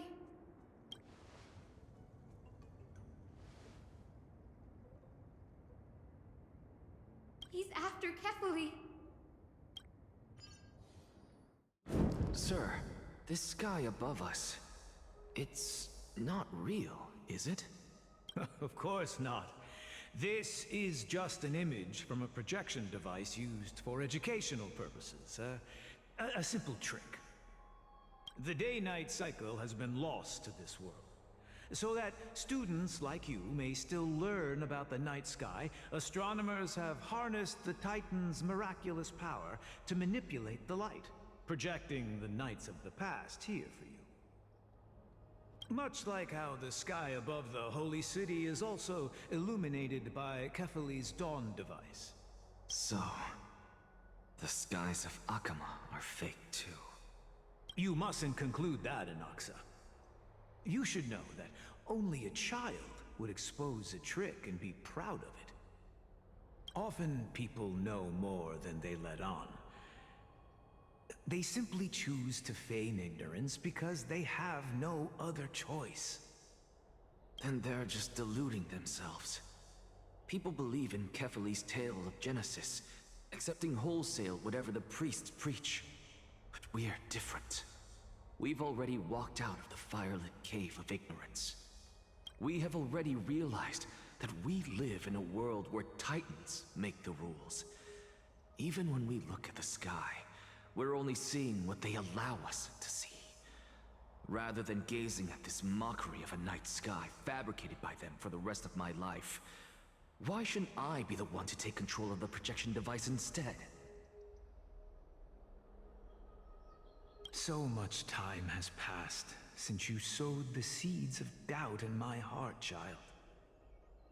Many a night, I find myself penning down all my theories and wild ideas, only to burn them to ashes when I open my eyes in the day.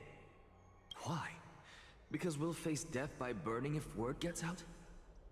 As a sage of the Venerationists, my soul has already become inextricably linked to the great tree. Every word I say and every move I make is certain to influence every leaf, every branch, even the tree itself. But above all else, my days are numbered. Instinctively, I have my doubts about the golden blood and the human soul, yet I have no means of verifying them. The golden blood in my veins is woefully thin, and I am loath to waste what little time I have left obsessing over a hypothesis that cannot even be proven in the first place.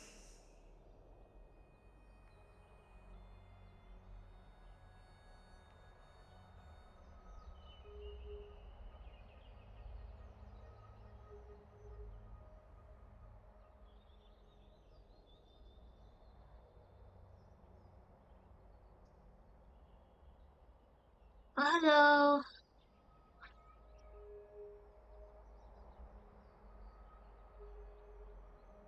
I can't see that.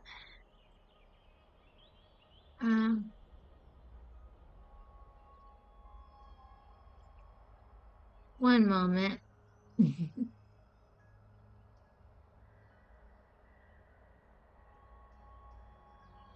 Ugh.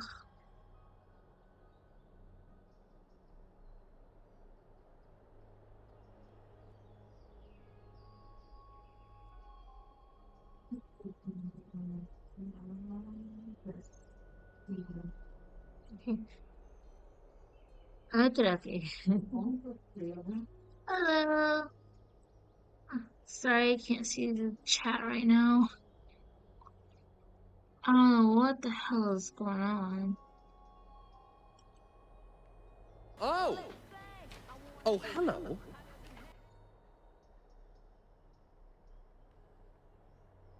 Well, it's Mickey's daughter, Abby, not Mickey.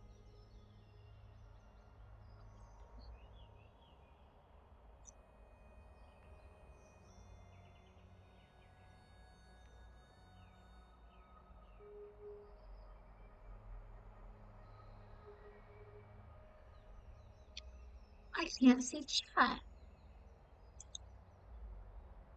What? Okay. I can't. I don't know. I can't see chat.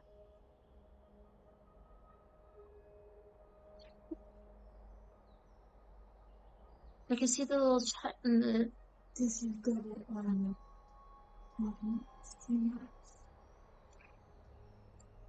Yeah, you're supposed to be able to see it on Streamlabs.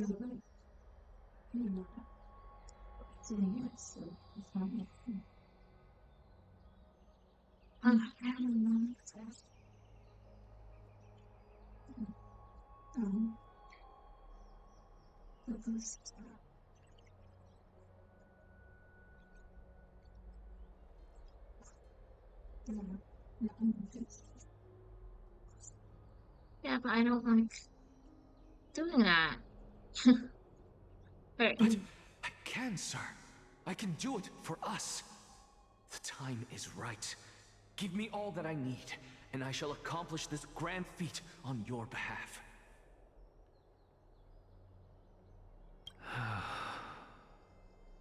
You're right. I shall do just that. In the next meeting of the sages, I will spare no efforts fighting for the rights you deserve.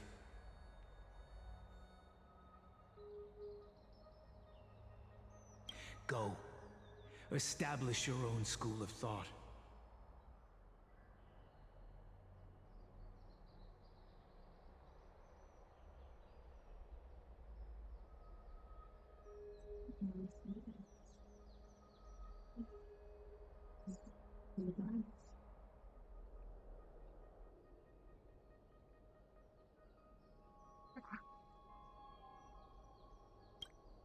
Find out what we are. Become the one who conquers the ultimate truths of the world. Child of humanity. You didn't go to such lengths for an audience with Kefali. Just ask him a few questions, did you? So, you figured it out. If I were as foolish as a Dromus, perhaps I'd throw myself down and prostrate before their greatness, begging for the gods' prophetic wisdom. Well, sorry to disappoint, but I'm no Dromus. Alas, I am a human, standing tall on 2 feet, possessing both intellect and pride. Before such power, does it make any difference whether you're a human or a Dromus? I'm sure you're familiar with the story of the Styxians. When the raging waves threatened to swallow them, they didn't just give up and become sitting ducks. No. They constructed a dam that kept the roaring tide at bay, chaining down the mad Fagusa. They call me a blasphemer, Circes. But that doesn't mean I deny the existence of gods. It's just, as I see it, Titans are simply a force that mankind has yet to find a way to tame. Oh? If power that rivals the Titans is what you crave, why not conform to the prophecy and brave the trial? Why stop at harnessing the power of the Titans when I can do so much more? The source of life is what I wish to grasp, to understand what makes up the soul, and to learn what we really are. Thanks to you, I've had the chance to personally verify, in more ways than one, that the soul indeed ceases to exist in death. But where there is death, there is life. And where there is an end, there must also be a beginning. How then is a soul born? That was the only unknown variable left in my calculations. And by the sound of it, you have already formed a conjecture. No, I have already drawn a conclusion. In my journey unto death just now, I finally saw the answer with my own eyes. Professor Anaxa, I'm here. Her life hangs by a thread. I must ask you to refrain from taking any unnecessary steps. Of course. I'll bring this to a conclusive end, and give you the answer you so desire. However, in accordance with the principle of equivalent exchange, I must also demand from you what I need. As you wish. Don't you care to know what the price might be? Love her hair. It looks like a rib cage.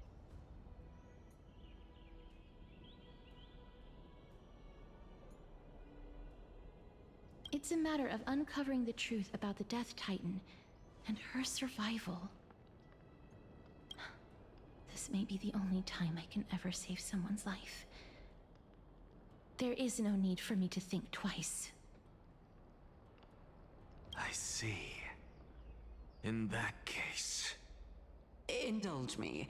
Am I correct to say that you intend to prove Thanatos' whereabouts and prove the nature of our existence now? Before I begin, I must confess I had been stuck in a cognitive trap all this time. As unrelated as these two propositions may seem at first glance, they are in fact logical equivalents. They are merely two different ways of telling us about what the soul is at its core. The little thing on their chest is cool.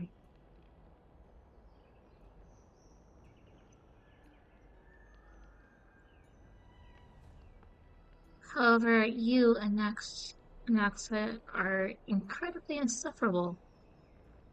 The reason I say this is as I've mentioned earlier. The answer was hidden in my journey unto death. Anaxa, you were in the Netherrealm? Yes, I am but a living dead man now. But that's not important. What truly matters is, I overheard a conversation between heroes. That's not all. Remember how I said you were a part of that conversation too, Circes?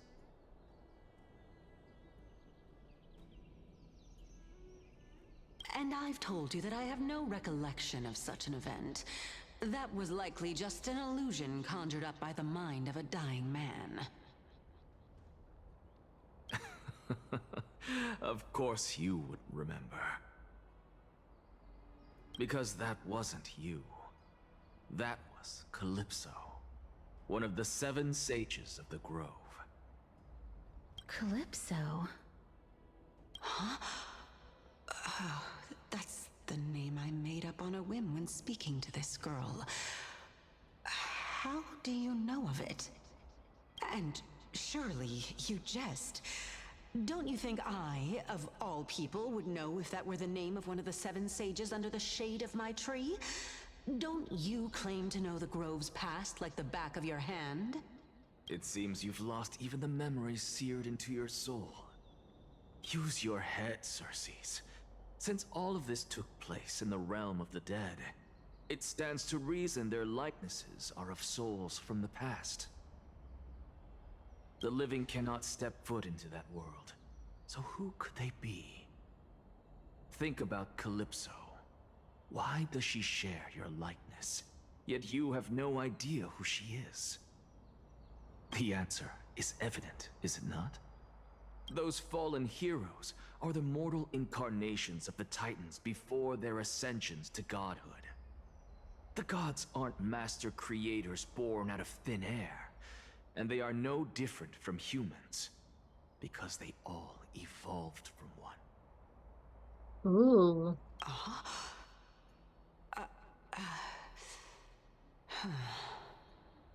Does this answer disappoint you? Yes, because you've answered nothing. If I truly was once human, as you claim, then where do the children of humanity come from? Even on the off chance that you speak the truth, this brings us no closer to grasping Thanatos' whereabouts. How are we to find them? I knew you would say that. But it matters not. I know what I'm doing. Actually, why don't we have this supreme being standing before us tell us everything? You can revive a Titan? Humans cannot return from the dead. Neither can gods. But all we need to do is look at this from a different perspective, and the problem will resolve itself. The solution is simple. Just like what you did to me. If I'm reborn as Kefali, I can rebuild the world and all within it as they once did. Simple, is it not? I What have you gonna do, news bro? from Hyacinth and Dunhung. Anaxa might be trying to do something with Kefali's divine body. Kefali? But what could Anaxa want? Is the Council of Elders going to sit around and let such a sacrilegious act unfold? That is not possible. He is indeed the great performer, capable of fooling anyone and everyone with his tricks.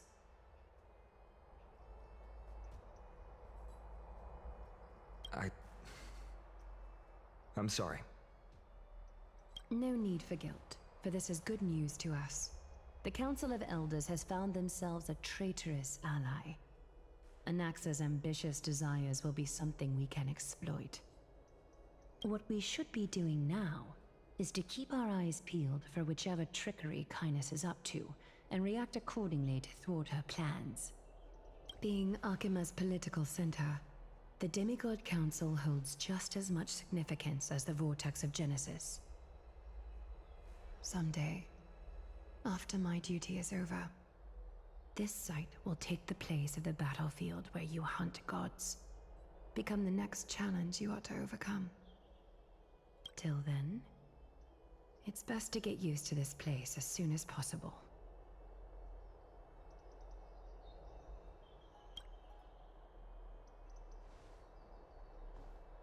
I'm sorry. I need to. Preposterous! The Chrysosairs only have their standing because of the Council of Elders. How dare they trample over it?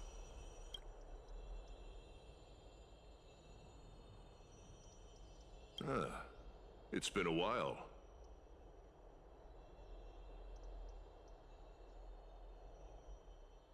What is that supposed to mean? Is this really the sort of person that the young lord praised as a ferocious warrior? It has indeed been some time, Lord Crateros. What brings you here in such haste? Shh, keep it down. Be more vigilant. See those duplicitous dogs over there? They do the dirty work for Kynus. I've already ordered my people to hold them back, but we should still lay low. Unless you're itching for a bloody fight to get a workout in. My bad. So, did something happen? Did you hear thunderclaps last night?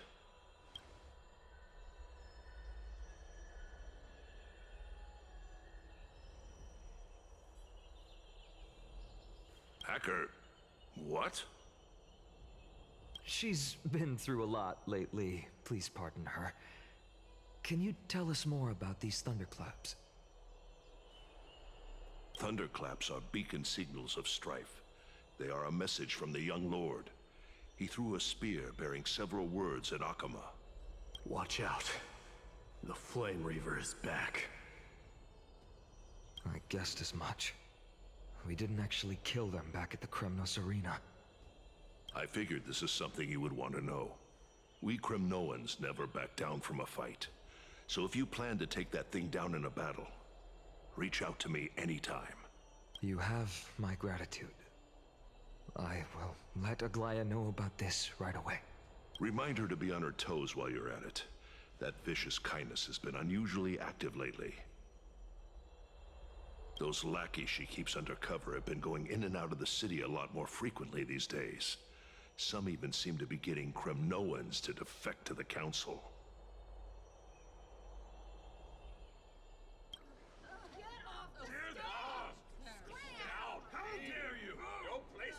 That's... Looks like you can see it for yourself. We should get back. Thank you for the intel, Lord Krateros. Okay.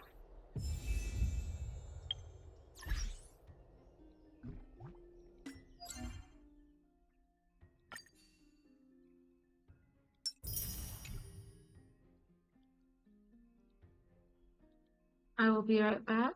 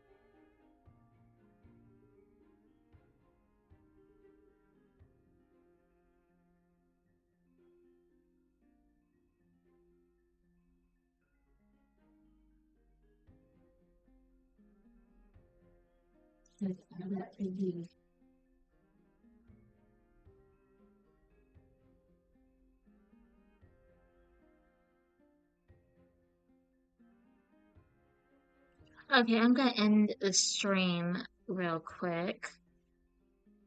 I'm gonna make muffins, and then I'll be back. Bye-bye.